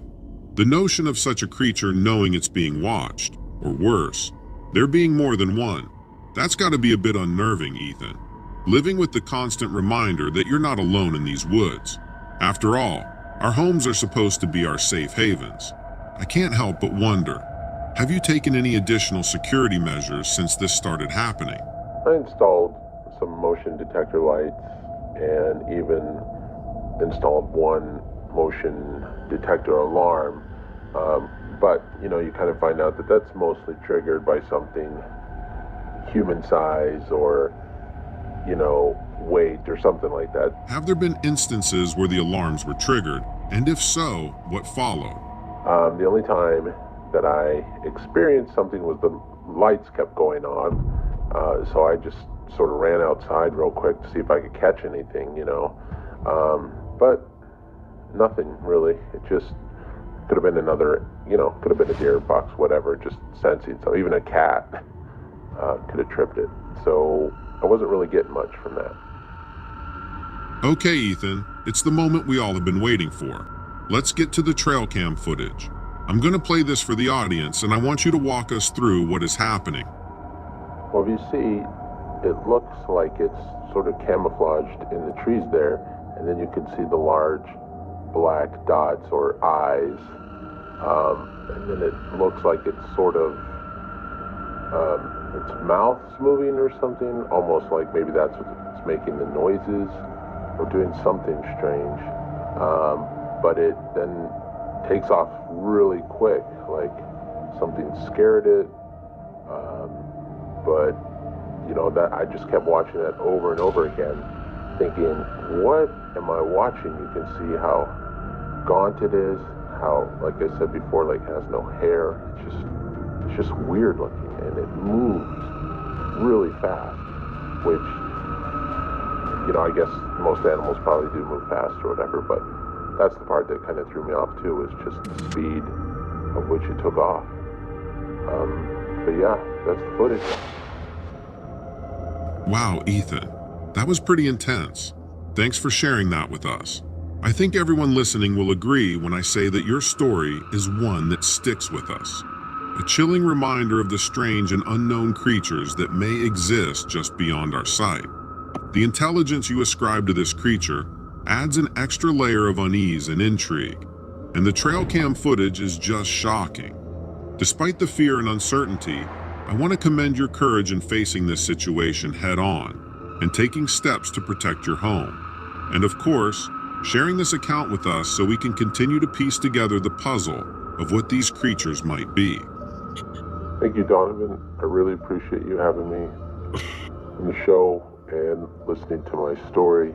I know there's other people out there who have this same kind of situation happen to them, that it can be, rather frightening to talk about. Obviously afraid of any ridicule or anything that you may get, but it's actually a bit of a relief to talk about it to someone who's, open-minded, because not everybody is so open-minded to these types of things. So I do appreciate it. Thank you again. Very interesting. It's clear from your story and countless others that there The is video, so much more to our world was weird. than what. The video was weird. I think, who was it? Somebody in our chat said a few minutes ago, this whole interview could be AI. Mm-hmm. I thought the video, I was like, oh, look, it's a duck man. It's not a dog man. It's a duck man. From a profile, from a profile perspective, it seemed a little weirder looking than scary looking. Right. It's gonna go with could be true, could be AI. I agree. What do you guys think? Definitely, the possibility, and again, it's so disappointing because it really muddies the water for researchers and people that are trying to do legitimate stuff out there. Like, I don't know, us. Yeah, right. Yeah, so I don't know. It kind of, I'm really on the fence. I don't know. I am just really getting extremely disappointed about AI and everything. Meets the eye. I don't know. There are mysteries. What else Anything you got for us, Mr. Matt? All right, that's the end of that one. So let me move past it, and I got some more shorts for you guys. Oh, wait a second. There was something there.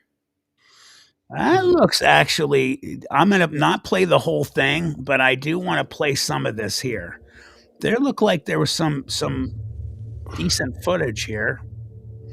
It could be, could not be. That's a self-portrait of me after a long night.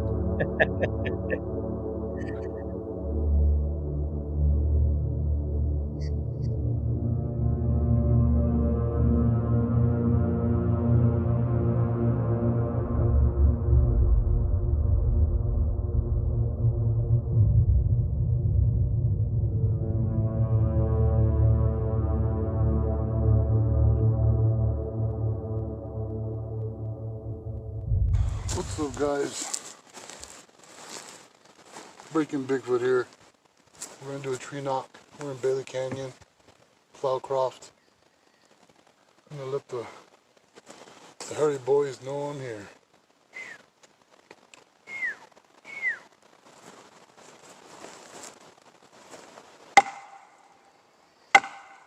All right, I'm going to move past this to the actual picture. I've been to Cloudcroft, New Mexico. I grew up deer hunting not far from there. Oh, really? Yeah.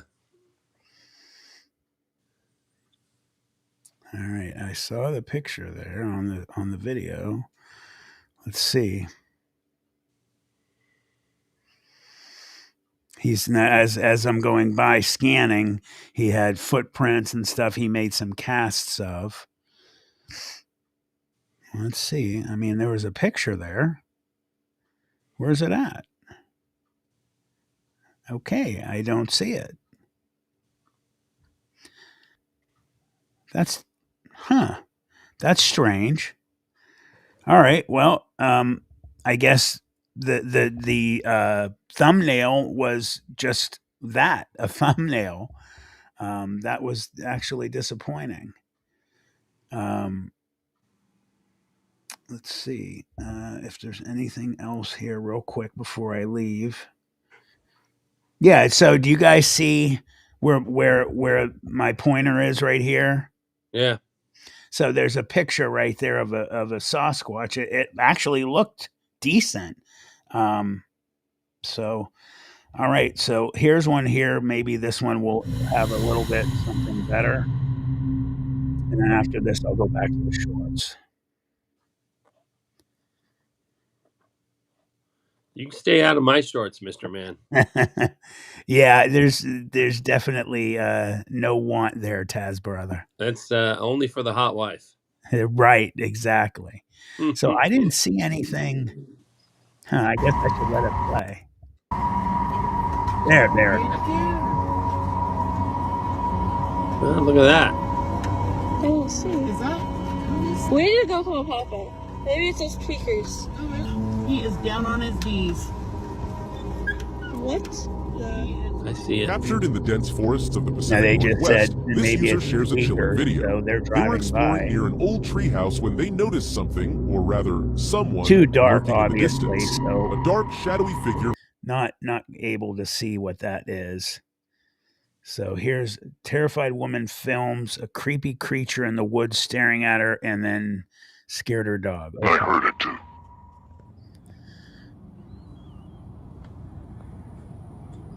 Huh, what is that? It sounded like something large walking through the trees. I didn't see this eye glinting, but I heard it move. Is this a Hello? woman who's married to AI? Rocky, what? What is that?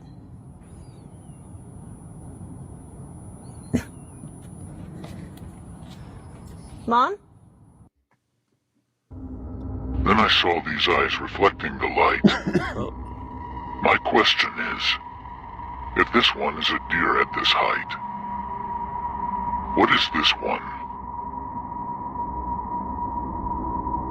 Why is it staring?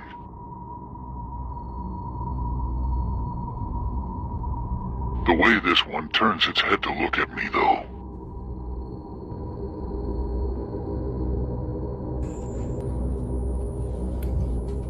Come on, Rocky, let's go inside. Now on. that's a legit Yeah. reaction there. Hi, friends. Since that video So- I took of the woods was kind What was your thought on that one? I Could have been a mean, bear. right, exactly. That felt like a bear to me. The inadvertent forest footage is always interesting. Yeah, I agree. I mean, there was really no way to see anything of what it was. There was just two big eyes, which I agree could absolutely have been a bear. What do you guys all think? You know, I Sure. throw my dogs out every night, and numerous times a night. And you know, I've got 9 acres, and a couple of them go out front, and a couple of them go out back, and they bark all night long. And I don't know what they're barking at, but that's what their job is. You know, that dog responding to something could have been anything: a deer, an elk, a bear, a big cat, anything, Right. or a cryptid. But more intel, please. Right, exactly. Thank you. All right, let's see this one here. I think she went out into the woods. of popping off. I thought I would answer some of the reoccurring questions I was seeing while I go out on a little hike and draw in the woods. 100% cryptid proof. Definitely the most common comment was people roasting me for calling out hello to the woods, which I know it's a horror movie trope, I know. But I thought maybe it was a lost hiker because there are some campgrounds like 3 miles deep in these woods, or maybe one of my neighbors out there. The next question was definitely why I called out to my mom. I did not think she was out there in the woods like it looks like I did. I actually thought I heard her behind me in the house, and I was gonna call her over to come listen to the sounds with me. A lot of people wanted to know where I live. I'm not really comfortable giving out much information about that because I did have someone who followed me around for a while. Some people thought they might be bears or wolves. We don't get those in this particular patch of woods. I think a little farther north they do, but not here. We did have a bobcat that was kind of stalking the woods behind our house for a while, which made me very nervous and is very unusual for this area. Like, I woke up in the middle of the night once and heard just screaming right outside my window, and I thought someone was dying out there, and I rushed to like wake up my parents, and they had to tell me that it was just a bobcat, and bobcats just sound like people getting murdered apparently. I never actually saw it, but I did hear it screaming a few other nights, and it seriously sounded like a human woman screaming for her life. A lot of people were saying I should just have shot them. That is not my land. That is government land. It is protected. You definitely can't just shoot creatures out there. And also, gun safety is like a thing, people. You can't just shoot blindly at things you hear. That's how you shoot people by accident. But yeah, let me know if you have any other questions and I'll try to answer them. And enjoy this footage of me walking home in the dark because I lost track of time while I was drawing. Yeah. If it's government land, there's always a chance that it's a bear. Right. You know, bears go out of their region. Bears, if it's a drier season or a wetter season, they go for different areas for hunting and foraging. You know, I still stand by Bear when the least convincing thing she said is, "Oh, we just don't have those around here." Yeah, you do. It's a forest. Right. Well, I agree. I don't think there's much else to talk about that one. I think this is the last video. This scary dogman footage comes from Dee's Dark Adventures from Ohio. I've seen many of Dee's. I think a lot of them are just embellished fake footage, but some of them, I think one I've seen that I might think it might have been real. So we'll see.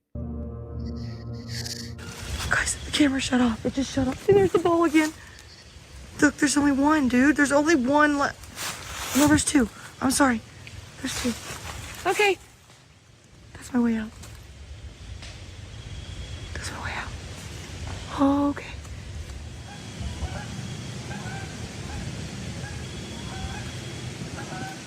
What is that? Do you see it? It's redder than red, and it's right there. It's got boobs. Does that got tatas? Guys. What is that?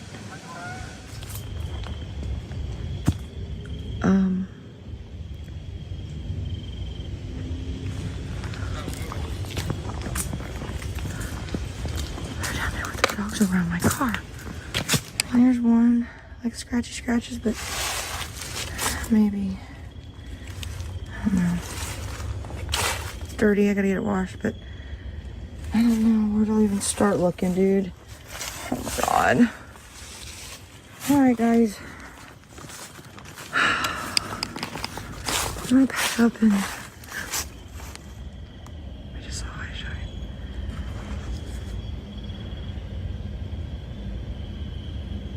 Oh, it's got ears.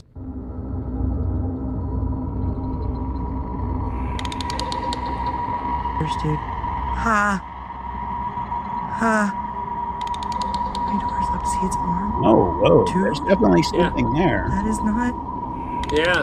Hi. And it's moving too.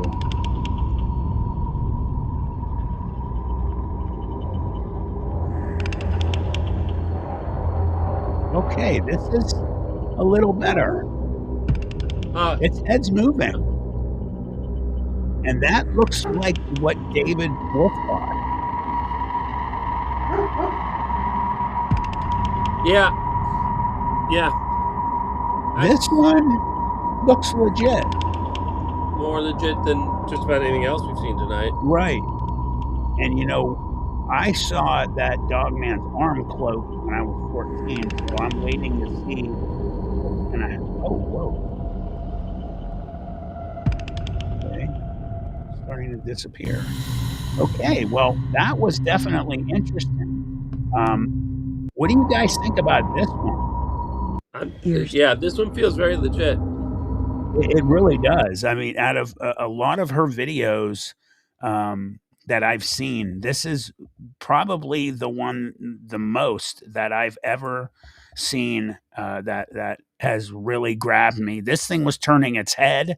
It was moving. Yeah. Wow. Okay. I definitely buy.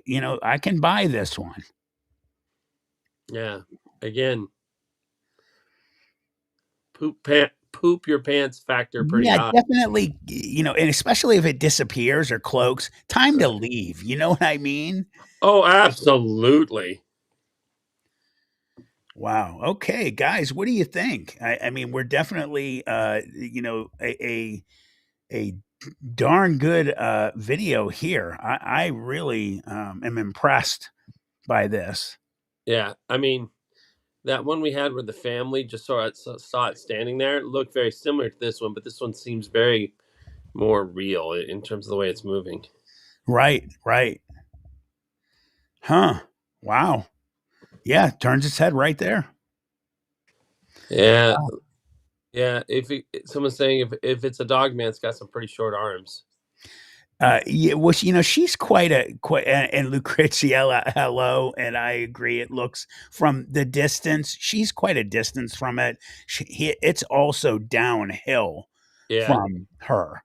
So, Matt, what would you do if you saw this? Would you pull out your gun and take a shot at it? I would pull my gun out and I would leave as quickly as humanly possible. Yeah, I don't know if I would shoot. I don't want it to run at me and take me out. I'm not real sure what bullets will do to these things. There's a lot of experiences out there where people have shot at these things with high powered rifles, and they've basically just laughed it off basically. So yeah, that's really impressive. I would not be happy if I was in that situation. Me neither. And let's see, is that teeth, not eye shine? I don't know. Looks dogmanish. BJ says we're gonna play a few more guys, and then we're gonna get going. Nye, hello, by the way. So he says, I'm not real sure if that really occurred. None of us can prove if he really did kill one. There's no proof of it. So I don't know if his experience is true or not. Yeah. Let's see. Turbo Christ says, she said that if anyone wants to attract these things to go into the woods and play Dee's voice in her recordings to lure them. Oh, okay. And I that's not something I would do. I don't think it would really work. Let's see. Yeah, I did interview him, Nye, and I'm not throwing any hate or anything at him. I just don't know, there's just some inconsistencies here and there in his experience, but it could be legit. Who knows? I don't know. Not sure. Hey, Audio 2545, welcome. So let's see. We're going to move on to another one here, guys. Let's go back to the shorts. Here, this is the one I wanted to play here and check it out. Did Tyler come face to face with the dog man? Make it nice and big for me, buddy. Yeah, let me try. Some of these I can't do. Well, at least take us off the screen. Oh, are we on the screen? I apologize. All right. Tyler McAdams was home when he heard weird scratching sounds outside his window. He grabbed his phone and started recording. He saw those creepy evil eyes looking back at him and was absolutely terrified. Is this a hoax, or could it really be the dog man? Oh God. Tyler Tyler McAdams. I'm not buying his reaction at all.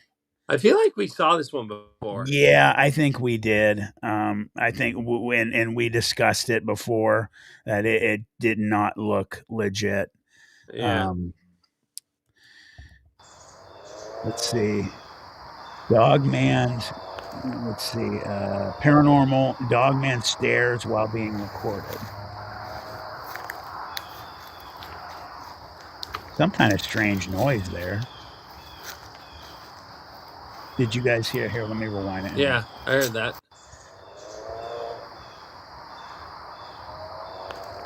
That sounds animalistic for sure.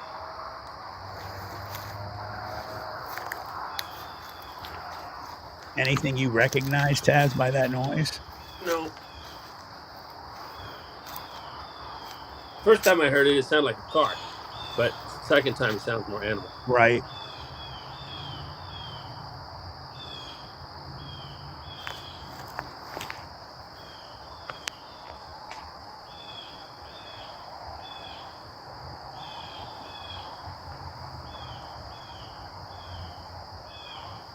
Looks like a horse. Yeah. It looks like a horse to me. Yeah, it's too vague. Yeah, but you know how where horses have like, some will have the white down there. I Right. don't. It's not clear enough. I can't tell what it is.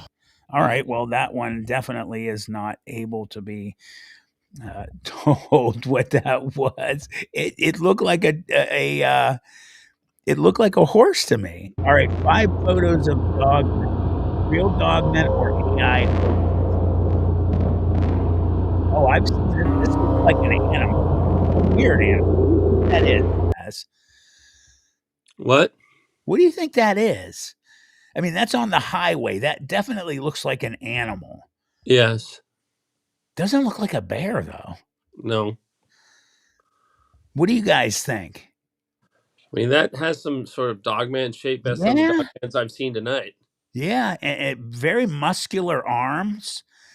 I mean, that's a really strange looking thing.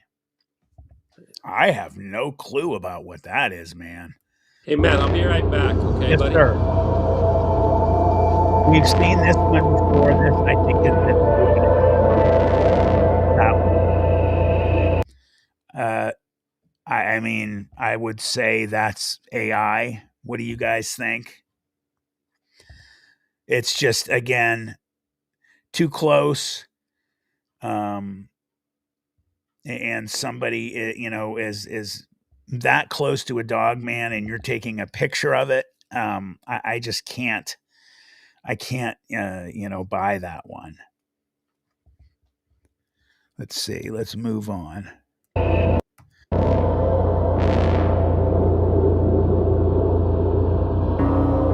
Now this one I have seen, and I'm going to tell everyone here. This one was taken in Latin America somewhere. I forget where. I think this one may be legit. It was taken years ago, if I recall.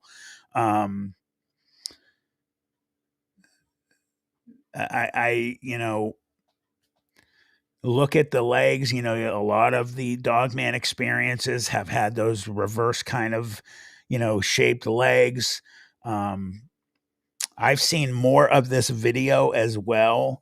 Can you replay it from the beginning, buddy? Yeah. It doesn't move, but I'm going to tell you what, like I said here, of this last one, Tazz, I mean, everyone, we all agree that's Oh, yeah, AI. I remember that one.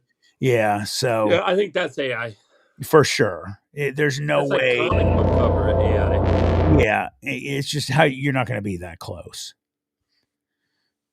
This one here, Tazz, as I was telling everybody, was taken in Latin America. This was like taken years ago. And I do think this may possibly be legit. Lucreziella says it looks cartoonish, but I mean, I've heard a number of experiences where people have seen exactly what was on the screen there. What's your thoughts on that? I mean, it's a picture Right. The shape of the legs I find A little fascinating. weird. Yeah, that's Yeah. not a costume. No. Yeah, I The mean, shape and of the again, legs offers a lot. If that thing's moving, and you're telling me you've seen videos of that thing moving, then that's definitely not a costume. That's not someone faking it. right. And there is a video out. I'm gonna find that for you guys for the next one. Yeah, Tim, there are some great videos of ghosts from Latin America as well. I'll look for that for the next live, guys. Huh, that's huh. I'm on the fence about that one. Yeah, I mean it's consistent with with the stuff we've been seeing tonight. I'm on the fence with that one too. Yeah, that's either AI or it's legit. The legs look a little rubbery, Ron Snake says, and I think that there's something to that. But that Yeah, could just be the distortion of the picture. correct. And I'm gonna look that up. Like I said, guys, I'll find the video I saw of that actually. That actually made me really question. And there's another really good picture. Pictures are the easiest things to manipulate. Right. There's a picture of an old one though, Taz, of a dog man out there. That is from Latin America as well. That I forget the story. I'll find it, but it really, like, for me, I buy it 100%, and I'll find the one that I am talking about.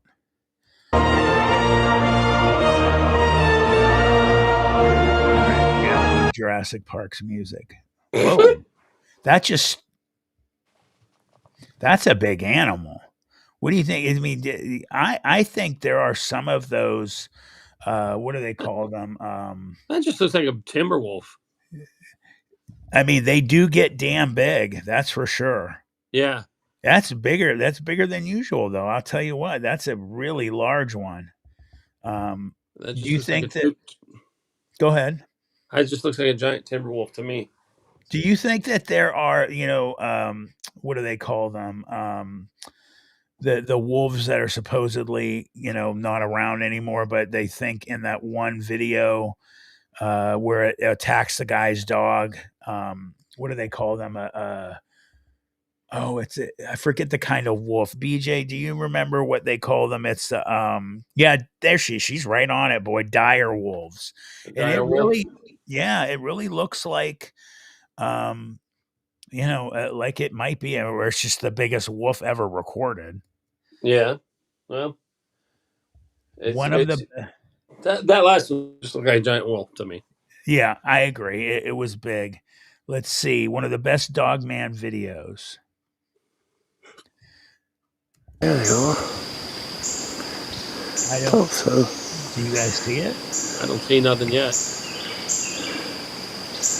Maybe that red one with the black face.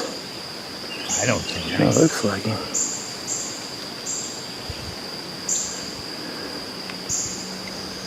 I mean, it looks like a tree stump. Yeah. Yeah, I don't believe that. The one that run by too. He made it. He had a great title for his video.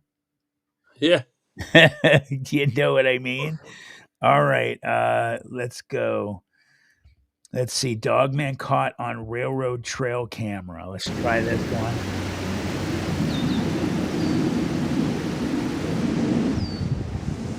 Yeah, main house. It was just a bad video. I don't think you caught anything.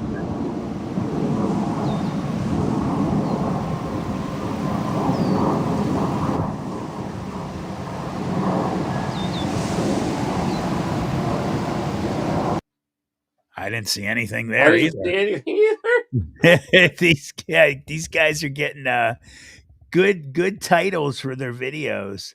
Good titles, getting some free clicks, and calling it a day. Right. Let's see. Killed my dog, man. Do they? That sounds like a good story. We'll actually. Let me click it just to save it next time. And we'll watch it next time. Let me Oh, Josh has a new video out there. We'll have to check that out too. Let's see. No, no. Okay, well, let's see. Paranormal dog man stares while being filmed. Let's give this one a try. No, we already watched this. All right. All right. So I think this is where we're gonna you know what, I want to play this one. We've watched it before. I just want your opinion on this one. That's Is this Dogman? a puppet. Right. No, this My opinion here.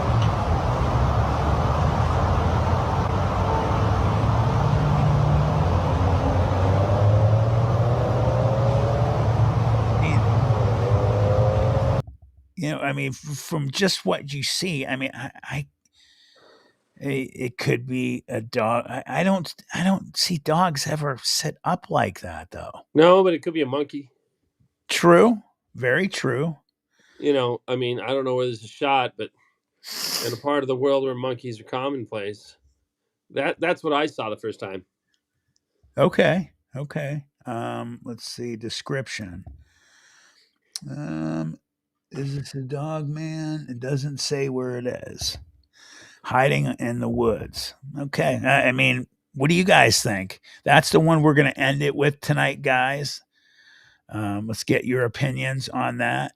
I want to thank everybody for coming tonight. We had I a scoot great up close to see, like, I want to get as close to the screen as I can so I can try and see stuff. right, and I And then wish you that cut back he to me and you look up my nostrils. I wish that the guy would, as we always talk about, get a little closer, or don't be shy. With you're not arid extra dry. right. Move over, bro. I mean, you're almost to the point where you can see its head. Show us. Right. And is there a reason he's not, or she? Right. So, hey, audio. Audio. We already said hi to audio. Thank you, everybody. Tazz, brother, it was a pleasure as always having you here, man. It's just, I love having buddy, you. the pleasure's all mine. I love you, pal. Love you. It's fun to play. I agree, 100%. Tim, thank you. You're awesome. All of you are. Jack, everybody. Thank you to my mods, to BJ, to Josie and Kel. You guys are awesome. I'm going to throw it out to those of you who are still here. When you see the videos, send them to Matt. Yes, please. Stash us up so that we can really pick them apart. And if you think, oh man, this one's BS, or oh man, this is maybe, oh man, this looks real, it doesn't matter. We want to see them all. Jack says he thinks that was a baby kangaroo. Well, it looked like maybe it had mange, whatever it was. I could see that. It didn't feel paranormal to me. That's all I'm saying. No, I agree. Guys, make sure that you support BJ's channel as well. If you guys are here tonight, if you're not subscribed, I would greatly appreciate if you subscribe. Just so, again, to let everybody know who's here, I'll be releasing the Hellier video tomorrow. It will be released to members only for a week. And I guess I make an appearance. I haven't seen the video yet. Well, and I'm so poor I can't pay. I don't have enough money to pay attention, so I'm not a subscriber. So I won't get to see it in advance. You will get a link sent to you for that, for sure. And you will get to see it. I'm getting to the point where I'm going to be able to start promoting in the new year. I am releasing my own channel, and Matt, I expect you to. It's a whole different vibe than paranormal, but I expect you to be one of my guests at some point. 100%, brother. I'd be honored. It's going to be a good sign. I agree. I can't wait. Thank you. I will be there with my Sunday's best on, and I'll be honored. Everybody, thank you so much for coming tonight. We love all of you. For sure. We really appreciate you guys coming. Again, if you guys want to see the Hellier video, you're going to either have to have a membership, join, which it's only $5, guys, to join, or you're going to have to wait a week to see it. So I wouldn't want to wait a week to see what's coming, man. There's some Go in and good check it stuff. out. It'll be worth the price of admission. 100%. So everybody, you have a great night. You get to watch me get scared. Tazz definitely had some stuff go on with him, and I saw something. So I'm not going to release anything else tonight. You will see. It'll be exciting. Tazz, brother, thank you for being here. Anytime, brother. You're my friend. You're my brother. I love you, and I'll be happy to show up whenever you ask. Thank you. As I agree as well for me. And everybody, you guys have a good night. We'll see you later. There are things in this world that we cannot understand, things we thought were myth, mysteries that defy reality, and even darker conspiracies. What Lurks Beneath will take you deep into real cases and accounts of the strange and supernatural that will leave you wondering the truth about what's truly around us. You won't want to miss this one. In today's world, video isn't optional, it's essential. At Full Res Films, we bring your story to life with cinematic quality and creative vision. From corporate videos that inspire, to powerful testimonials that build trust, to breathtaking drone footage that elevates your brand. Whether it's live events, training videos, music videos, or documentaries, our team captures every moment. Don't settle for ordinary, choose Full Res Films, and let's create something amazing together. FullResFilms.com, 216-201-9649.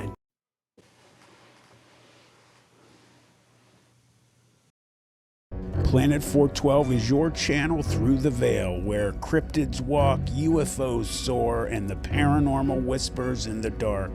From chilling storytelling, eerie narrations, and on-location investigations, to live streams, exclusive interviews, and shocking reviews of the bizarre, Planet 412 is your front row seat to the supernatural. Subscribe now, Planet 412 on YouTube. Do you believe?